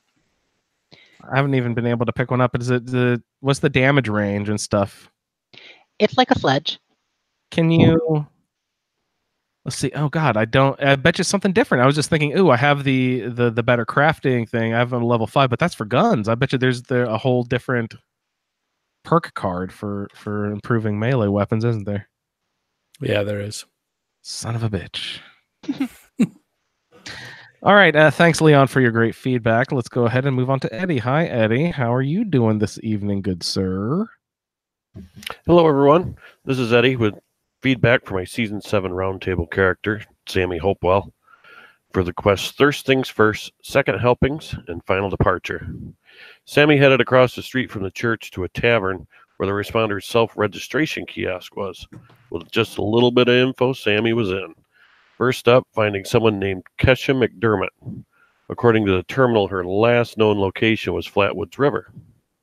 It took a little searching, but when she finally found her, big shocker, she was dead. She had a holotape on her that told her survivor story. She was a science teacher in Watoga. When the bombs fell, she was running a science fair for high schoolers. After that, she took care of some kids who lost their parents. She heard a radio broadcast a few days later from a group called the Responders. So she decided to seek them out. She took it upon herself to teach them how to properly boil water so it was safer to consume. Something told Sammy the water probably wasn't the reason she was face down in the river. These responders don't particularly seem well equipped to defend themselves against a scorch. Sammy took a sample from the river and headed up the road to a pair of wells with pitcher pumps, apparently the town's main source of drinking water, and took another sample. Using Kesha's terminal in the church, she ran the tests on the water. Kesha's reports showed the water quality had improved, albeit minimally, over the past couple of years. Sammy then stopped over to the chemistry bench and boiled to the rest of the water she collected. Next up, finding a man called Delbert Winters, last seen at his house. A search of a couple houses later, and boom, another corpse. Shocker. Delbert also had a holotape on him. Reverend Delbert Winters, a lifelong resident of Flatwoods, gave the responders the use of his church. He decided the folks in Flatwoods could use his help learning to cook after he found a couple of kids eating raw meat behind a dumpster. Sammy had previously found a few of Delbert's recipes lying around, but after a look in his terminal, it was clear this guy was a big fan of ribeye. Sammy headed outside to shoot a Brahmin. She collected all the meat she could and headed over to the outdoor cooking area that Delbert had set up and managed to cook 3 ribeyes. 3 ribeyes from salvaging a 1,000-pound Brahmin. Sammy's future clearly wasn't going to be in meat processing. With this part of Sammy's responder training done, she was officially a volunteer. She went into the church to use the responder's terminal to contact them. When she did, she was greeted with an emergency message. A large horde of scorched was headed for their base at Morgantown Airport. Given their track record, Sammy thought, they're already dead. No need to hurry. After a few days of wandering around the mountains killing stuff with her friends, Sammy built herself a shiny new Gatling laser, painted her power armor, and found a nice new ski sword. Then she decided to head to the airport. The airport was full of scorched and scorched statues, but Sammy was surprised to see a working vendor bot working inside. Upstairs, she found the body of Maria Chavez, a woman who seemed to be calling a lot of the shots around the forest area. Her holotape suggested she was killed by scorched. Also in this room was an overseer's stash. On her holotape, she wanted us to look into the responders' research as to what causes people to become scorched.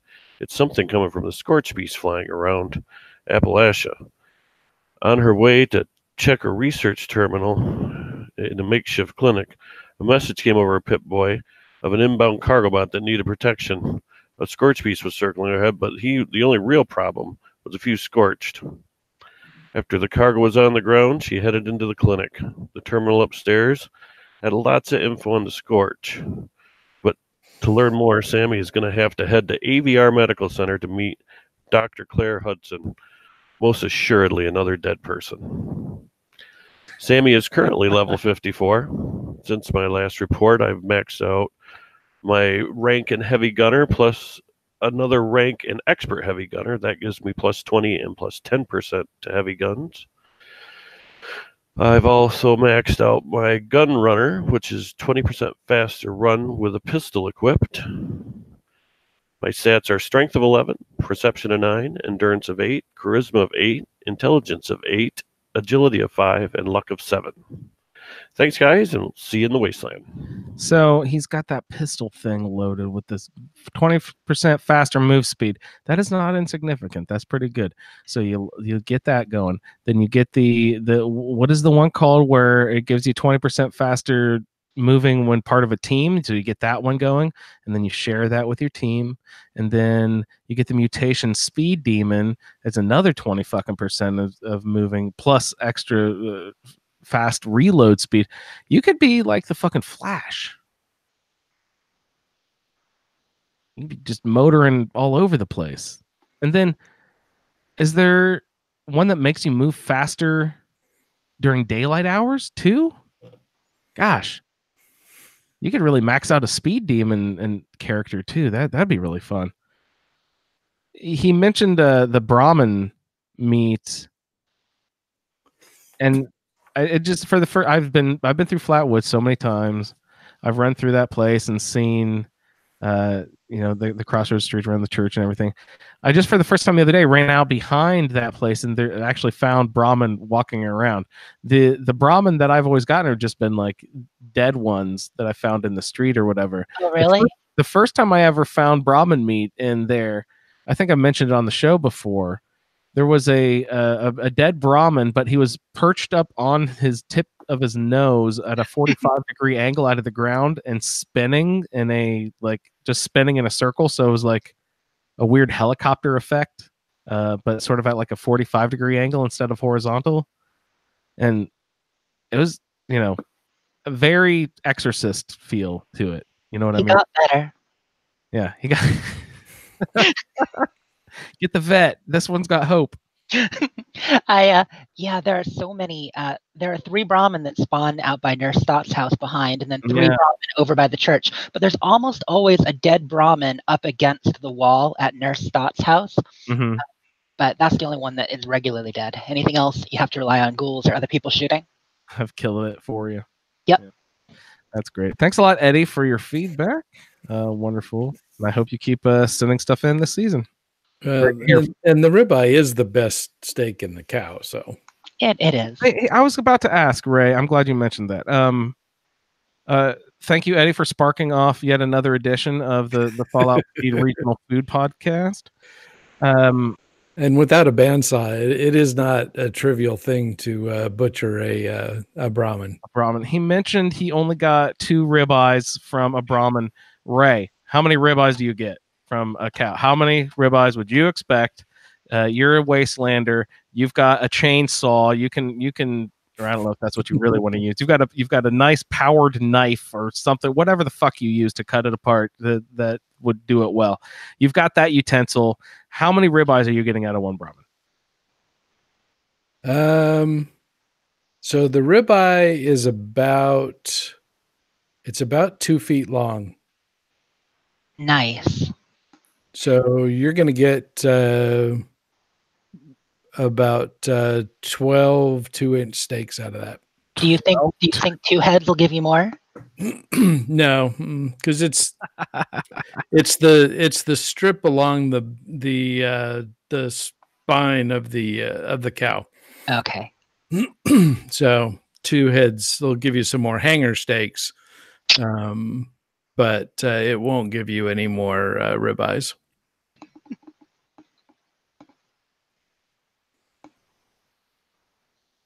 Sweet. Thank you so much for your feedback there, Eddie. Let's go ahead and check in with Sarah Saylor. Hi, Sarah. Sarah Saylor here with feedback for the character Bradley. October 23rd, 2102. Dear Jack, it's been a few days since I've last wrote. So much has happened, and I'm not entirely sure where to begin. When I last wrote, I had decided to try to meet up with the overseer. I took her advice for the advice she had left on her holotape and started the responders training. My friends and I have done a decent job of surviving so far, but it wasn't until I started to do the responders training that I realized how much Vault Tech had failed in preparing us to rebuild America. From what I could tell from the information I found, the people who were left out of the vault were doing a pretty good job of holding things together. They were organized and they were helping people. I was supposed to find 2 people to start my training, Kesha McDermott and Reverend Delbert Winters. I'm not going to lie. I was hoping, even excited, to meet actual people. I should have known better. It looked like they had been dead for a while, a month, maybe a year. Of course, I'm not exactly the best judge of that. The first time I'd even seen a dead body was when I first left the vault. Now I'm indifferent to them. If it weren't for the holotapes they had left behind, I could easily forget that they were once people. I have nightmares that if I go back to Point Pleasant, that I'll find you, just like the rest of them. Once I'd finished my training in Flatwoods, I was directed north to the Morgantown airport. I stopped at my camp to regroup and resupply. I had also been in Flatwoods for a few days, and I didn't want anyone to worry about me. I did a little work at my camp before heading back out. I'd heard plenty about what everyone had been referring to as the Scorched. It wasn't until I was on my way to Morgantown that I had encountered them. They looked like something out of an old horror movie, like zombies or something, except zombies don't talk and they don't use weapons. I didn't find the overseer, but she had left behind supplies and another holotape.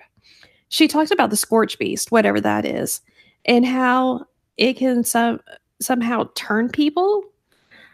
It sounded insane. She's even talking about using the nuclear silos to stop these things. It's like she doesn't care that the bombs are why all of this happened in the first place. While I was at the airport, I found some more holotapes talking about the Free States and some terminal entries about something called the Brotherhood of Steel. I think that these might be more groups of people who are in the position to help us. At this point, I just hope that they're still alive. Unfortunately, they will have to wait. For now, I'll be heading out to try to finish what the responders have started.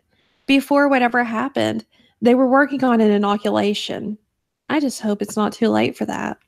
With love, from Bradley. So that's all my feedback for today. And I will see you all literally in the wasteland. Bye. We love that so much, don't we? That never gets old. It even for somebody that is, pretty hardcore single player, it is a lot of fun to get together with other people and play. I always wanted it so bad in Skyrim, and I was so excited when ESO was announced because it was going to be Skyrim with friends. But it didn't end up quite that way exactly.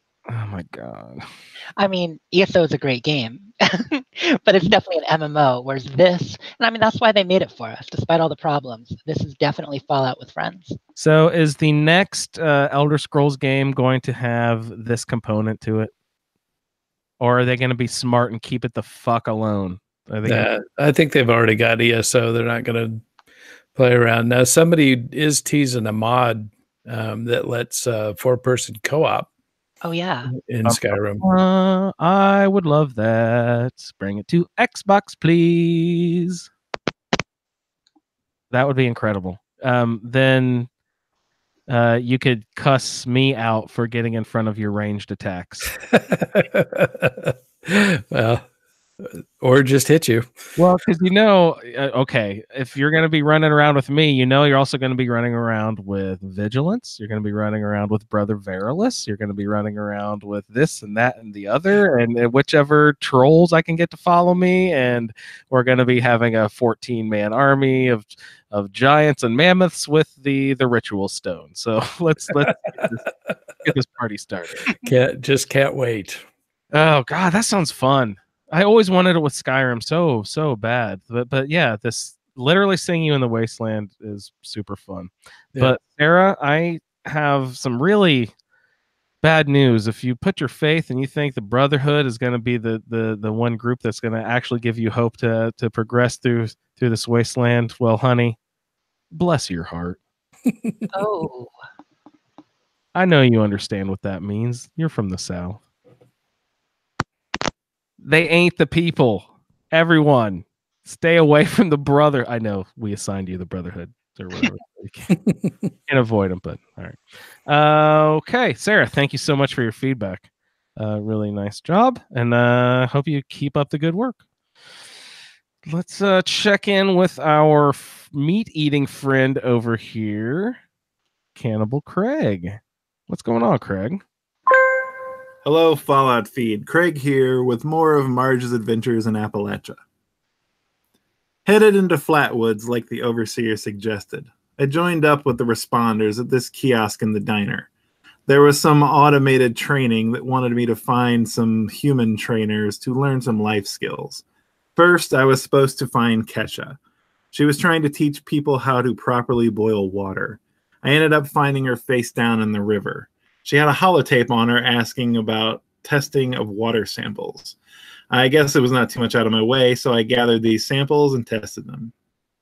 The water was totally unsafe to drink, so I boiled it until some of it was safe. I don't know what's so hard about this for these knuckleheads. I mean, it's just boiling water. I mean, I'm from the vault and I know to boil water, and all of our water was safe. But anyway, next thing was to find Delbert to cook some meat. What the hell? These people don't even know how to cook food? I mean, I'm not a master chef, but I know how to do that. Well, anyway, I looked for Delbert, and I found him. And guess what? He was dead. He also really liked steak. So I killed one of his Brahmin and cooked up the meat to make some steaks. Real Emerald Lagasse up in here. After all that automated stuff, I'm now apparently supposed to head off to the Morgantown airport. That was where the responders' base was. It was overrun by these creepy dudes with green shit all over their faces. Speaking of cooking meat, they were delicious. So, inside the airport, I found another cache from the overseer. I learned about the creepy dudes. She was calling them Scorched. They used to be people, but they've got this virus, and I guess the responders were trying to find a cure or at least a vaccine for this virus. But that's a story for another time. Well, while I was at the airport, I took some more automated training. I did a first aid run at all their triage stations. It was meant to stock them, but I used it to stock myself. I mean, hell, no one else is using this stuff. And I also did some training on camping. It fit nicely with this camp thing that I picked up in the vault. And I met a pretty cool robot named Mr. Fluffy. When I returned to the airport, my Pip-Boy flashed to life with an emergency response from a cargo bot. Apparently, it was wanting to land at the airport, but it was being attacked by the Scorched dudes. I killed wave after wave of them so the cargo bot could land. He had a few useful items on him, but nothing spectacular. Well, anyway, that's it for now. And I guess the update on my character, I've made it to about level 50. I've picked up all of my specials. I have most of my assigned perks. I haven't used Pain Train yet. I'm not really using Power Armor at the moment other than Blast Zones because I'm really low on Fusion Cores. Pick Lock is being used all the time. I'm not really using Munchie Resistance. I'm not using that many chems. I haven't gotten the Philanthropist or the Robot Expert perks yet. I plan on picking those up next.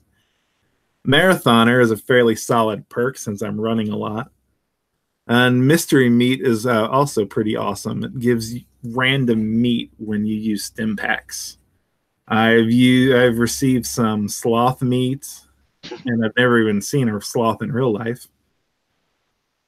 And I got some I get a lot of Deathclaw meat as well. Oh, nice.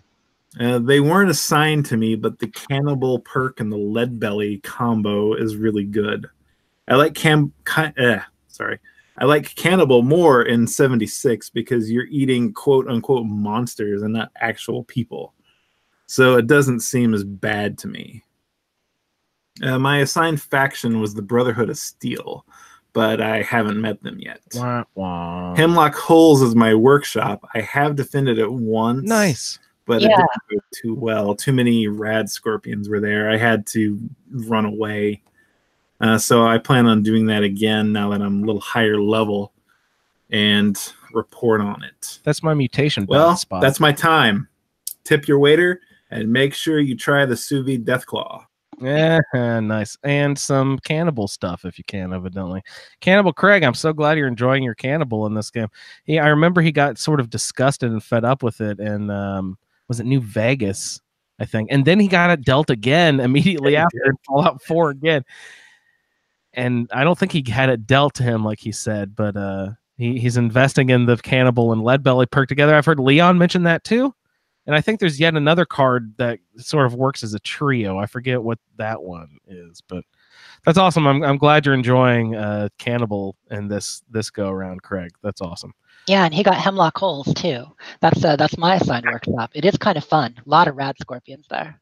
Yeah, I really like that spot because it's right there. If you go over to the driving range or the pro shop, I guess it is, for the golf course. Yeah, it's sort of across the way there.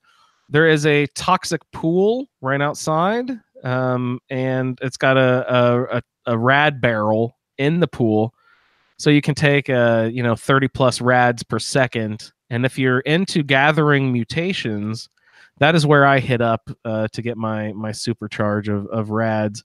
And then I go over and I take that workshop and sort of that just described her loop that she used. I want to check in with you and see what your loop consists of now. But a few weeks ago, you were saying that you would log in and you would do this and that. You go get this workshop and then you go do your rounds and then you would go do your adventures and then you come back and check this and that and the other. So I want to check in with your round. But mine consisted of, for a while there, I've stopped that now because starch genes, I've got I don't want to mess with it because I'm going to get empath. I know I'm going to fuck myself and get empath if I keep messing with it. But I've got a great batch of mutations. But that was my loop for a good long while. I posted a picture. I don't know if I have 15 some odd mutations or something like that, but it's pretty crazy.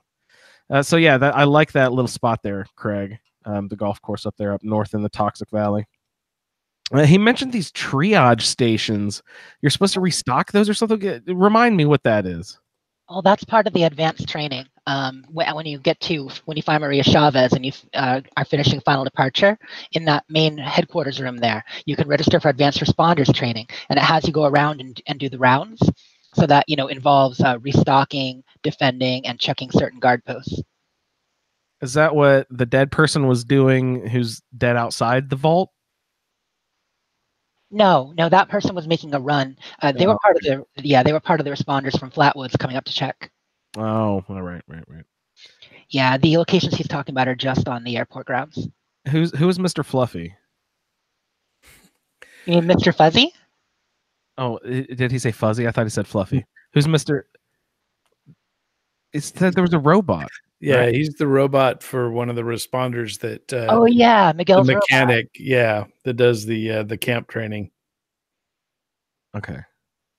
And he mentioned robot expert. Is that Wasteland Whisperer, but for robots? Or is that something else with robots? That's hack a robotics expert is where you hack an enemy robot. Okay. Robotic. Yeah, and that one was in Fallout 4. Yep. And he mentioned the cool meat card. That one is pretty fun. I've almost picked that one numerous times. I just always find something I wanted just a little bit more. But it is really cool.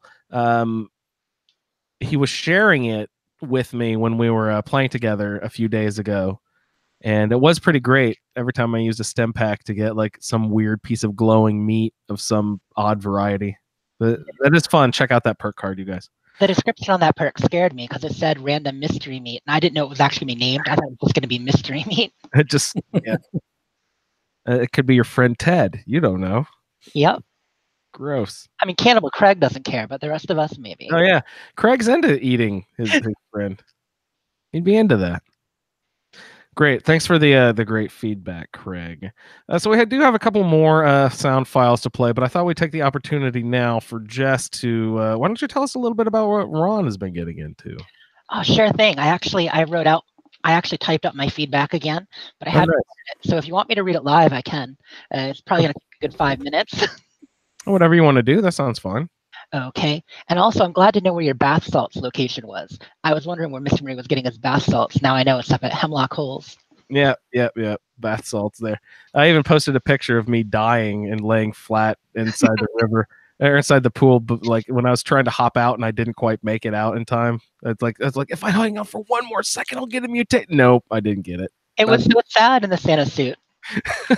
Santa's dead in the toxic pool. Wah, wah. Okay, so here's my feedback for Ron. Yeah, I'll read this out. Okay, we'll see how the live read goes. Ron loved his camp. Well, he did before he destroyed it. Now, now he loves stairs most of all. Yeah, maybe he had to scrap a few walls to keep building stairs up his electric tower, and maybe it was a bit exposed to the elements, but he could see almost everything up there. See, the camp unit could only fabricate so high.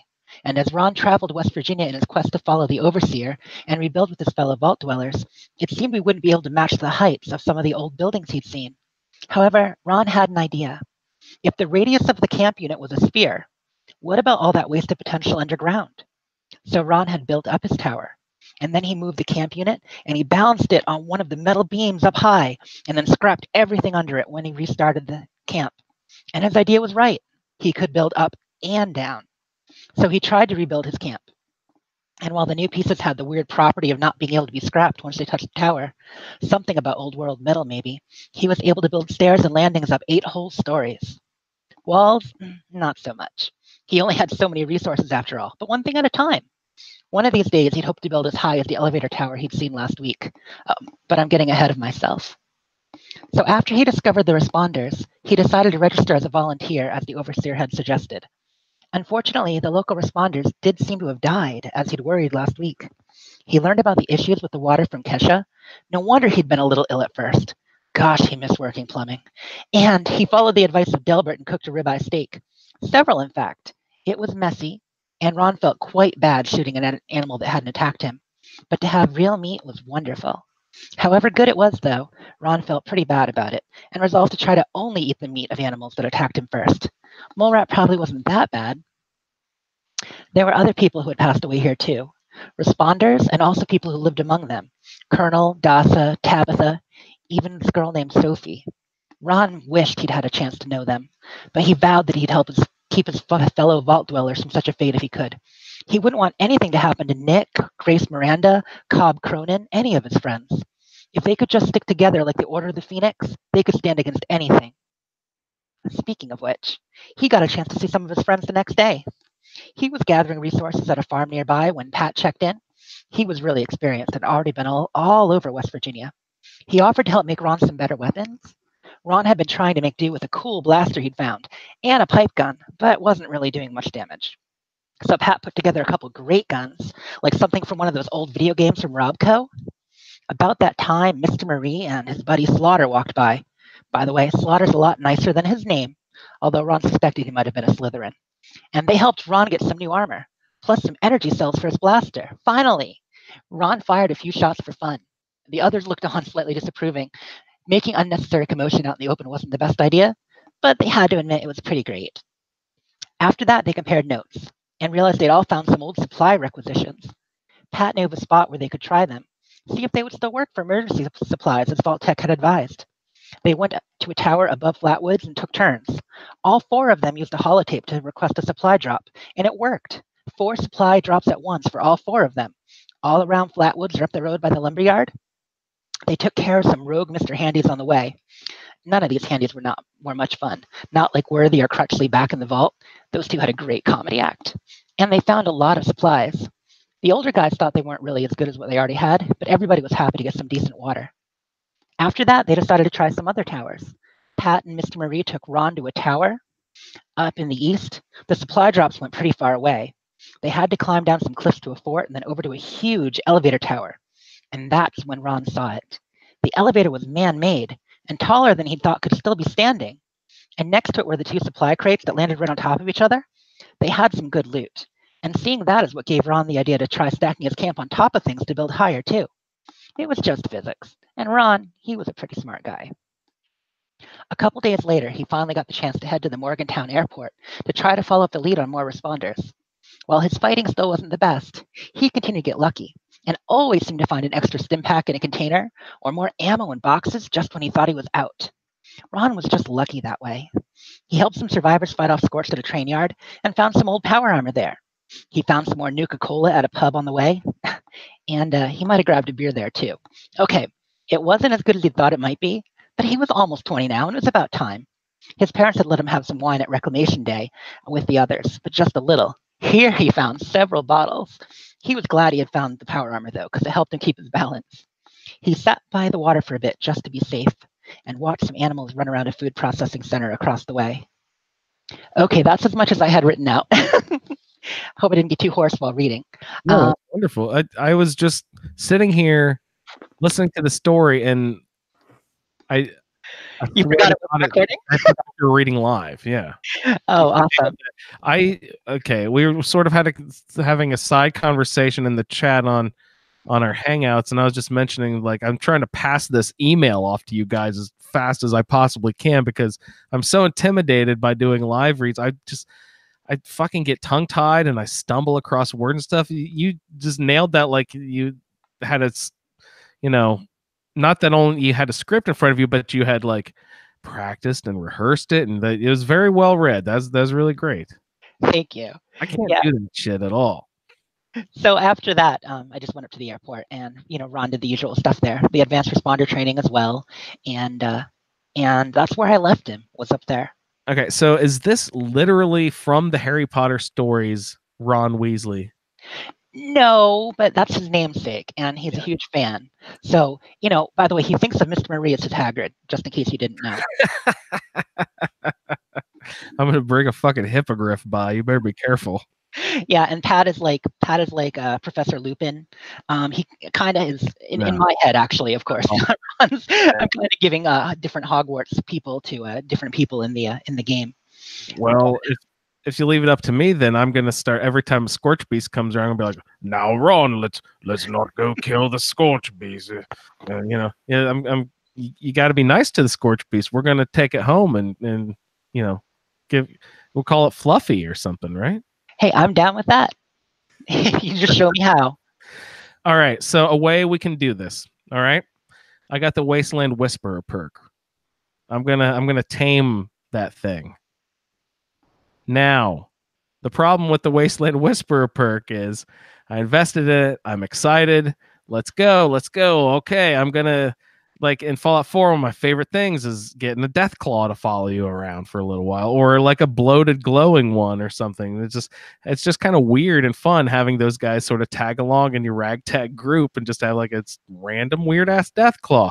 So I got it, and I'm super excited to use it in Fallout 76. And huzzah!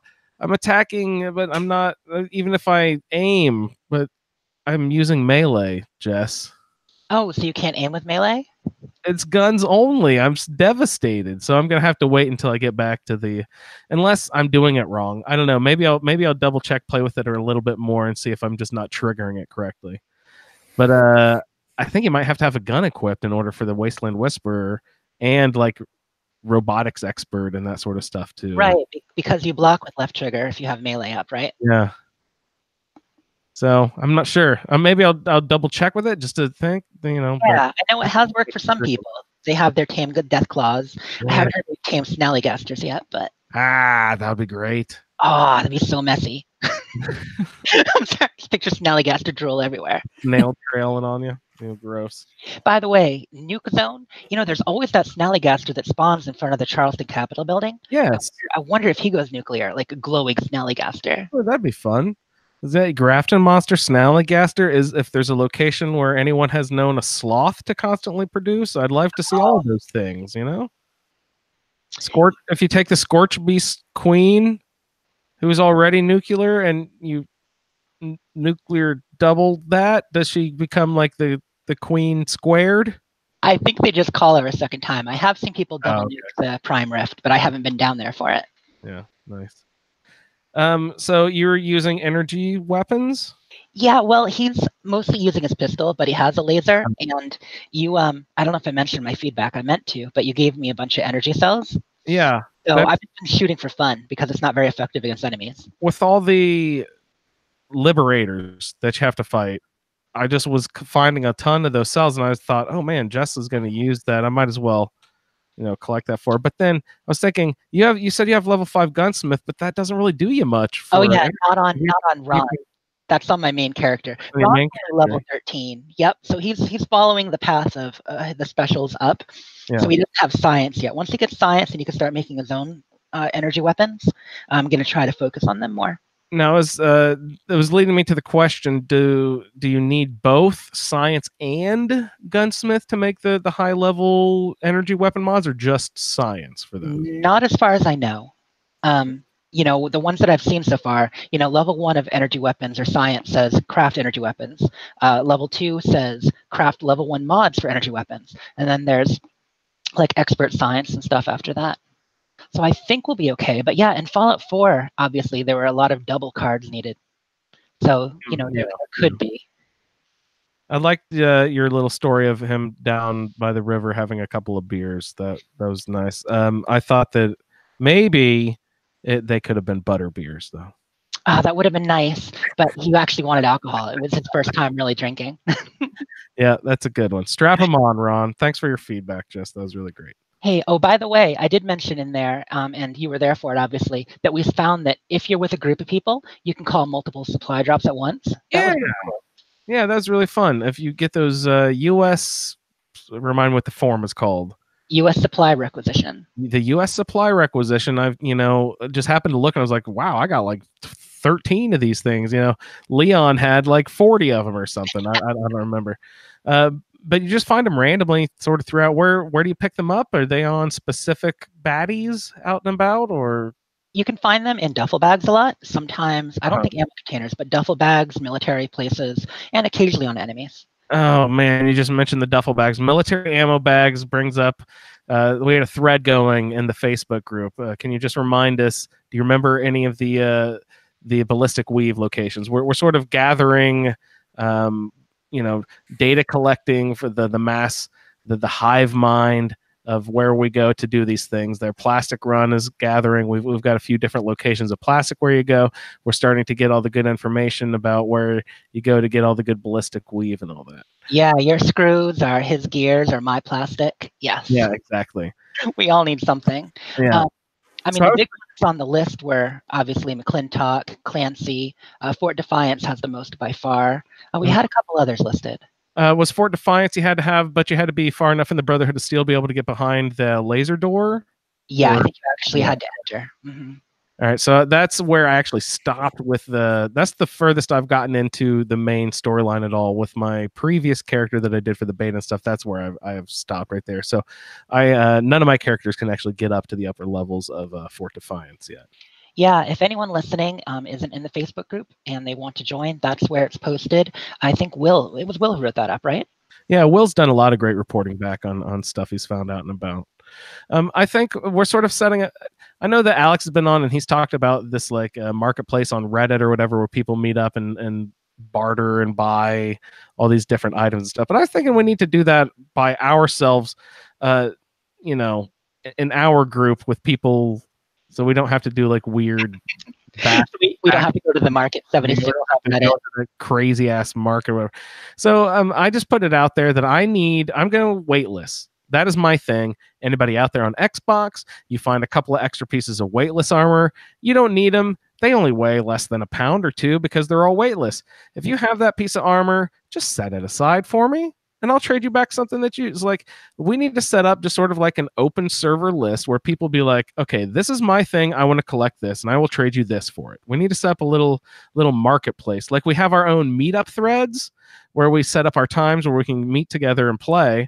So we also need like a little marketplace. I think that would be fun. Be like, okay, Andrew's looking for weightless. I happen to have lots of black titanium scrap because my camp is right there. If you like to set up a trade for black titanium scrap and you happen to have a couple of weightless items, let's set up a little trade or something.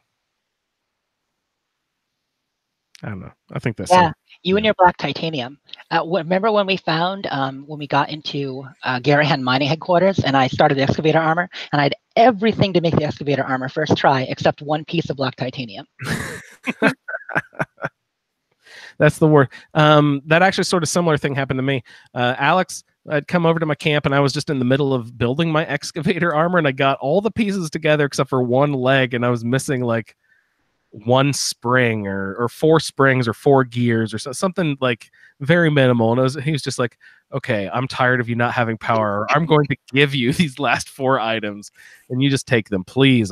Please, for Christ's sake, put on this armor. I'm tired of you collecting all these. It's like, yeah, I've been collecting springs for 6 months or something, basically, before I get enough to put this dang power armor together. Oh, that's great stuff. So great, Jess. Thank you for your feedback, and we will move on to Chris. Hi, Chris. Hey, everybody. It's Chris here, calling from Utah. I'm playing on Xbox. My name is I Don't Even Care. That's I, space, and don't even care is one word. Sorry, I'm driving right now. Just want to give you a quick update on my Fallout 4. Or Fallout 4, I wish. 76. Been playing 76 now for a little bit, and really enjoying leveling up my character. I'm not sticking with the plan too much, just leveling up. I'm really enjoying finding little secrets, and the social side I'm not really dipping into very much because I'm too inconsistent with my gameplay and my timing I'm available. But a couple times I've done it, it's been very fun. Jumped on with Andrew a little bit, and I showed him my secret glitch room, my own little glitch room. Maybe if you remember, you can describe it, how we did that, Andrew. And yeah, I've been enjoying it. 76. I want to get the duplicating under control. I am now a victim of the duplicating. I went into the train station, and the guys were jumping around and telling me, these people I didn't know, telling me to come look at this suitcase, and I looked in there, and there was just stuff. So I just start tap, just picking up, and I'm like, oh no, I'm picking up duplicated things, but I didn't know what it was. I panicked. I just kind of kept picking up. It felt good. And the next thing you know, I had a whole pocket full of serum. Oh, nice. And bullets and jetpack plans. So if anyone wants Xbox jetpack plans and servo plans, jeez, weird. Everything else I ended up throwing away, besides the ammo, but couldn't carry all of it, and I couldn't give it to my other character. Anyway, that's gonna do it for me. Kind of a weird update, but I've been enjoying myself, and hopefully this audio is all right. I just haven't recorded in a while, but I've been listening to and playing every episode and every quest and stuff. So trying to stay involved on Facebook. And anyway, hit me up, send me an invite on Facebook. I mean, Xbox Live. And again, it's I Don't Even Care. Thanks, guys. Bye. Hey, thanks for the update, Chris. The glitch he is talking about, I'm not sure. I'm probably not going to get this exactly correct. His glitch room that he had mentioned. I believe it's just north of Flatwoods. On your way north out of town, there is a little garage. I believe this would work at pretty much any location like that, with a closed. It's one of those it's got boarded up buildings. There's no way in or out of this building.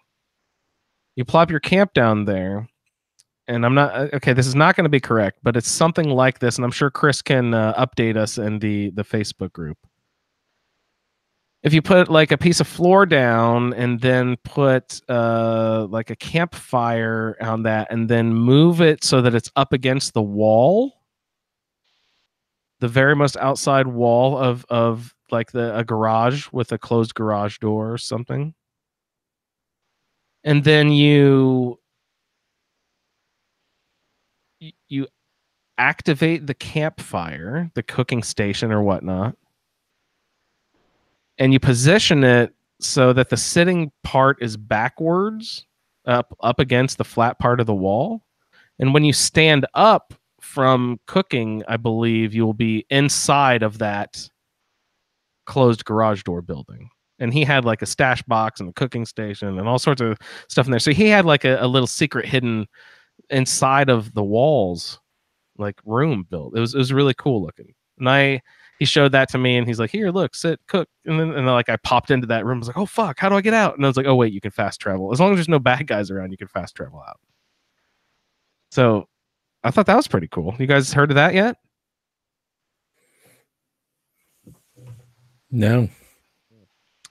You also mentioned serums. I don't know anything about these mysterious serums. What the hell's going on with those? Do you know anything about serums, Ray? Well, aren't those what Alex was talking about, where you give yourself the mutations? Yeah, I know that is the general function, but where do you get them? Can you make them yourself? How does that work? So I don't know the answer to that yet, but I'm pretty sure, because I haven't been there, but I'm pretty sure it's through an Enclave vendor or something similar. It's definitely a late game vendor, maybe in the Enclave bunker area. I've taken a serum, but cool. Enclave. So where did you get your serum? I got it from a couple of marsupial guys that I met. They're the ones that I did the Mothman Lighthouse event with, and they were all jumping around with marsupial, and I was jumping with them, and then they gave me a serum. They had a few spares, so.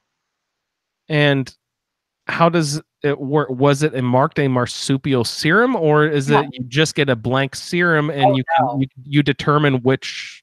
It is completely specific. Yeah. So you buy a serum for the mutation you want. None of this randomness. So you get the mutation by taking it, and then for an hour, the negative effects are eliminated. So you only get the serum benefits for that hour, and then after that, it just becomes a normal mutation that you can lose, which I did after I had gotten the empathy mutation. Yeah, I remember I ran into you like I think pretty soon after you had gotten it, and you were pretty excited about. Oh yeah, I was a jumping fool. Yeah, it's fun. I like that. I really do kind of feel like a mix between Spider-Man and Wolverine or something, almost running around with my claws out and just being able to jump like 3 stories high in the air, just like bounding around. It's a good deal of fun. Yeah, speaking of glitches getting into buildings, I haven't been in buildings yet, but I mentioned that someone the other day said that they died and respawned in the area they were in inside Vault 93. Whoa, what? Fallout 76. Yeah, and there are a couple people who said that they've managed to glitch into 94, 93, and 63 that are all in Fallout 76. If you're on PC, someone replaced the vault door with a mesh and was able to walk inside. Nice. The person who respawned there said that they found a terminal that just had 1 or 2 entries on it. One of them was a joking curse word, not that bad, but so they were definitely not meant to be found yet. But there was a big old story about it on Reddit, and a couple people have reported that they were able to do it. But the reason why I thought was funny, because that one was totally accidental. So there's obviously a plan for this stuff. So I'm assuming DLCs and whatnot coming out of. They exist. They're not just doors. That was really cool to hear. Yeah, that's really neat. I assume the Overseer says it at some point, and I assume it's because she doesn't want us to go back to our comfort zone, but she wants us to go out and actually rescue America. But why did they shut us out of 76? Was it specifically for that reason? Because they want us to get out and go save America? It's like a bird kicking the young out of the nest. Vault-Tec wanted to make sure we actually got out there and rebuilt. I believe the exact entry was, studies have shown that after a long time with Vault-Tec amenities, people become too comfortable. So that was why they kicked us all out. Oh. But so my character's been out and about for many, many, many, many days, weeks, months now at this point. But yet there's still people coming out of the vault for the first time. So, like, how long were they passed out after Reclamation Day? They only had 24 hours. So, yeah, that's why the way Ron's role-playing it is just that some people are older and more experienced. Yeah. They've branched farther afield, you know? Yeah, cool. Great. Thanks for the feedback there, Chris. So we've got the glitch room, serums. Oh, he says he got a bunch of duplicate items. That's exciting. He can make you jetpacks. He's got the servo plans. Evidently, those are highly coveted items. I haven't really messed around with the power armor that much, but that's pretty sweet, Chris. You should set up your own little spot in our marketplace, learn those plans yourself, and just make power armor for people and have them trade you whatever ammo or armor you want to use. That'd be sweet. That would be great. Player shops. Yeah. Let's go ahead and vendors. When is that actually coming? Player vendors. That was mentioned in some sort of patch notes. I didn't know if that's supposed to be coming up here in the next few weeks or months. What do you think?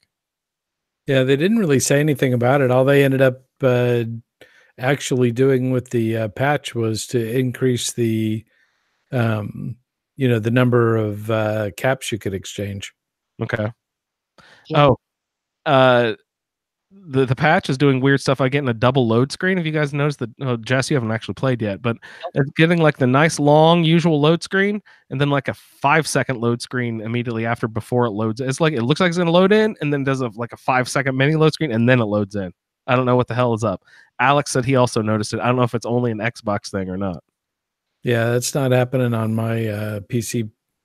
Okay, so that's really really strange. I didn't know about that. And the other annoying thing that happened with this this update is when you're bartering and trading with someone, you like to swing that price tag all the way down to 0. That is great. It used to stop at 0. Now it just swings past 0 and goes back all the way to the top, back to 25,000 caps or whatever. And you're like, what the fuck? So you assume, okay, I'm just going to swing it back the other direction and go over 25,000. And of course, we'll go back down to 0 because that only makes sense. It goes too fast. And it doesn't go back to 0. Even though it'll pass 0 and go to 25,000, you can't go the opposite direction past 25,000 back to 0. It doesn't let you, so you have to back out of each transaction. Oh, that is so annoying. They need to put the brakes back down there at 0 because you can just blow right by it. Now I have to go super slow when I'm approaching 0 and stop to make sure I don't go over. It's because it'll go up to literally like 25,000, and you try to go down for 20. It just takes 10 fucking minutes for that. Ray, I have to ask: does the hashtag Master Race, can they actually type their own price instead of using the up and down? Oh my god, fuck them! But if seriously they do that, that'd be great, Ray. So I have yet to do any kind of a transaction, so I don't know.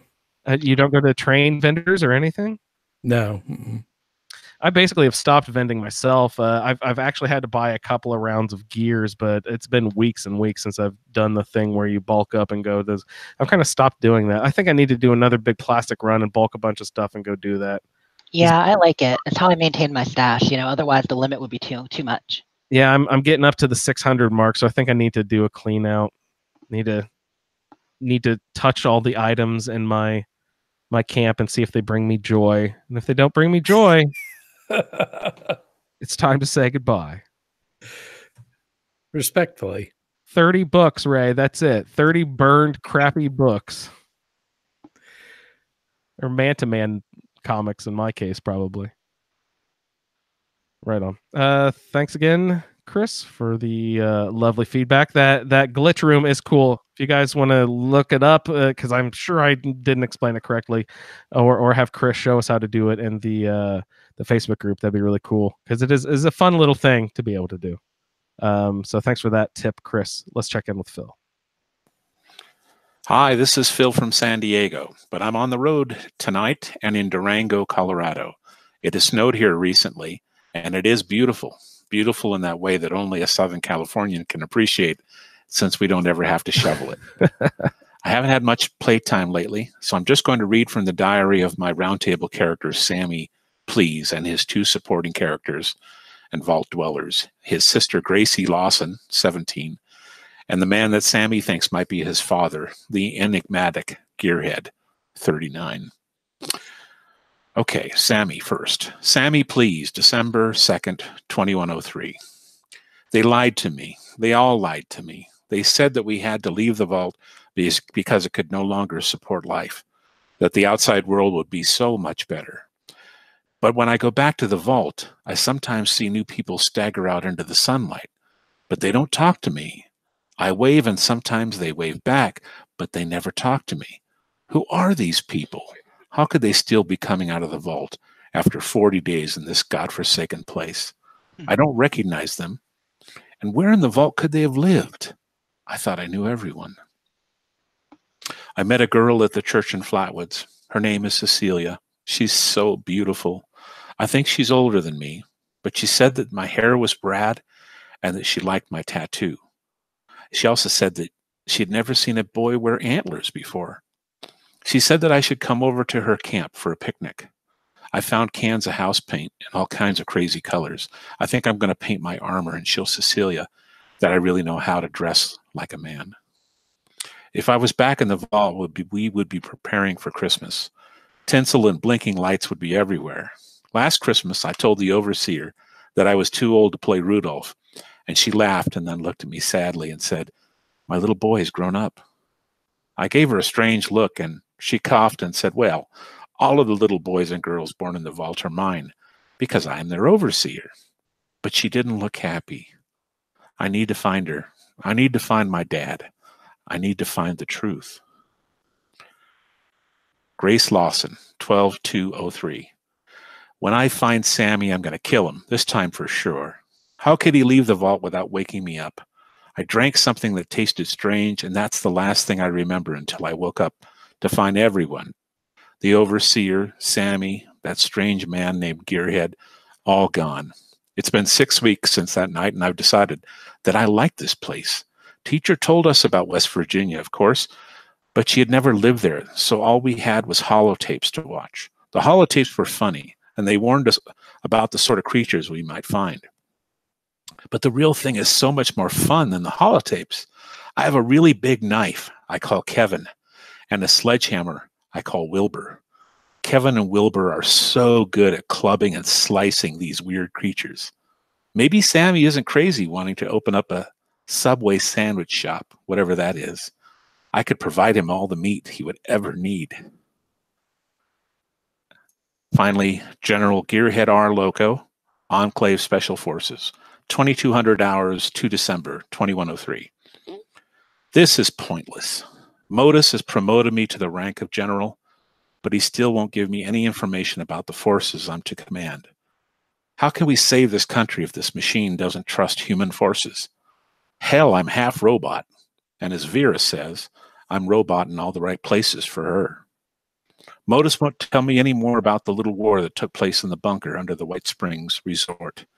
He claims that the Enclave was successful because they used tactics that were out of the box. But who did they beat? Were they the U.S. Army? And if so, what is the Enclave? Vera tells me that she has the ability to think out of the box.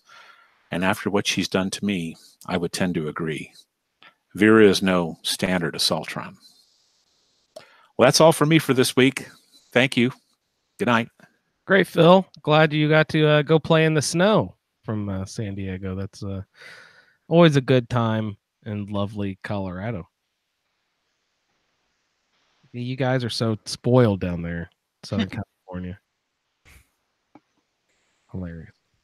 All right. Phil, I like the multiple character angle. You got about a little family of all different characters going around. Reminds me of stuff, I don't know, Ray kind of does that, but really Victor would create a character in Skyrim, create that character's brother and sister-in-law and the dad and the kids of it, just like a whole family of people, of characters he would play separately, but then like interweave all their stories together.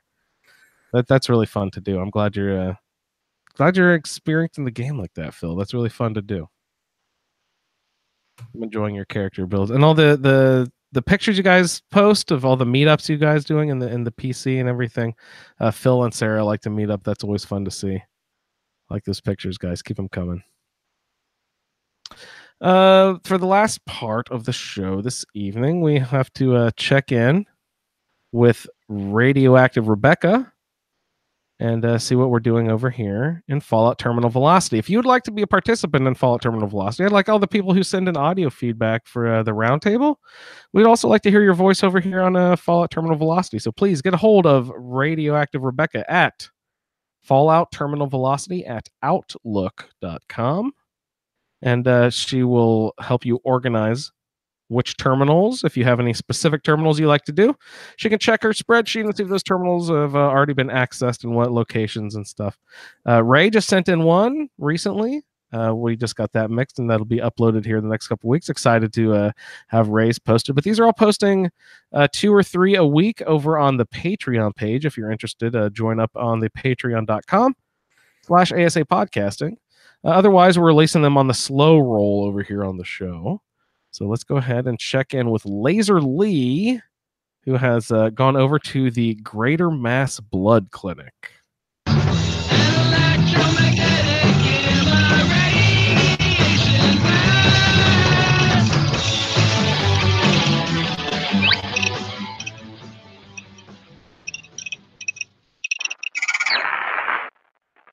Greater Massachusetts Blood Clinic. Exam Room Terminal. I had already picked up the password somewhere. Blood test protocol and test logs are the two entries. Blood test protocol. Greater Mass Blood Clinic. Exam Room 2. Routine blood test protocol. Last updated 5/5/77. Number 1. Reassure patient of confidentiality. 2. Draw blood per test order. 3. Dismiss patient. 4. Forward blood to the analysis lab on the second floor. If no aids are available, clearly mark incoming samples and deposit them in one of the lab refrigerators. Password KJT540. Test logs. There are 6 logs. 10905-2092. ID 10905-2092. Name Martine, George M. General. Procedure routine blood work. Results: elevated blood glucose 282 milligrams per dl. Cholesterol 210 milligrams per dl. Consistent with prior test results. High diabetic risk. Recommend weight loss, dietary improvement, exercise. Note: per standing orders, reported the CO's health as excellent. 10905-2325. Name: Justice James R. Sergeant. Procedure routine blood work. Results: vitamin D deficiency 12/30. Blood pressure 140/95, consistent with high stress technical work. Recommended R&R. Note: results reported to HR command for evaluation. Entry 10905-2601. Name: Thomas Ethan. Procedure pediatric blood culture. Results: negative.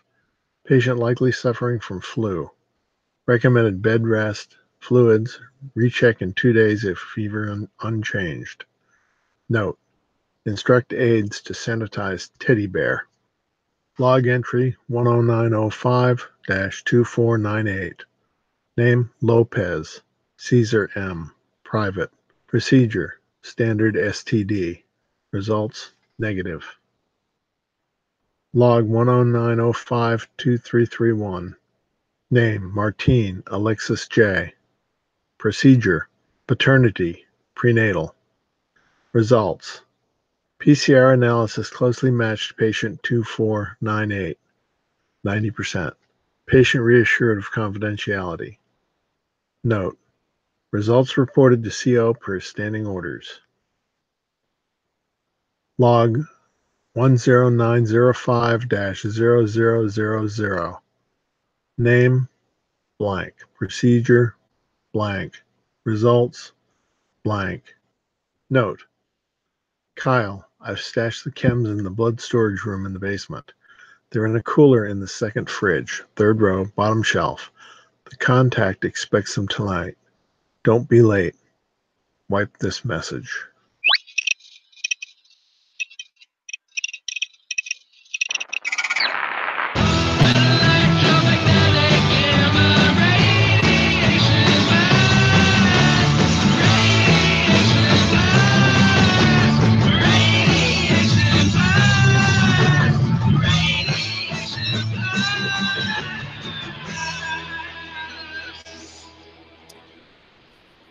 Thank you so much, Laser Lee, for getting a hold of Radioactive Rebecca over there at Fallout Terminal Velocity at Outlook.com. I encourage everyone to get a hold of Radioactive Rebecca and contribute to this fun Fallout Terminal project. Jess, thank you so much for hopping on the show tonight and helping us out. Glad to be here. So happy to have you. Ray, as always, wonderful to have you on the show and welcome back. Glad to have you here, sir. Thanks. Good to be back. I'd like to thank everyone for listening to this edition of the Fallout Feed Roundtable. Well, this is the Roundtable. The Fallout Feed, and we'll see you in the Wasteland. Thank you for downloading this episode of the Fallout Feed Roundtable. I think we should have another take at that. I'd like to thank everyone for listening to this edition of the Fallout Feed, and we will literally see you in the Wasteland. Thank you for downloading this episode of the Fallout Feed Roundtable. If you are interested in doing a play-along character with us, the show can be contacted by emailing falloutroundtable@gmail.com. For the Roundtable schedule, our Amazon link, and all other show information, please head on over to asapodcasting.com, where you will find the Fallout Feed, a Skyrimatic podcast, our YouTube channel, the Chatterbox, as well as other content. Once again, thank you for downloading, and we'll see you in the Wasteland.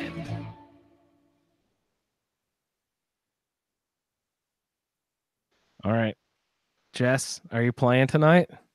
Oh, I'm probably going to bed. Yeah, I'm playing. All right, I'm gonna mix this dumb show, and I'll see you literally in the Wasteland here in a couple minutes. Are you going to stop the recording? Yeah, I'll do that too. Night, everybody. Night. Good night.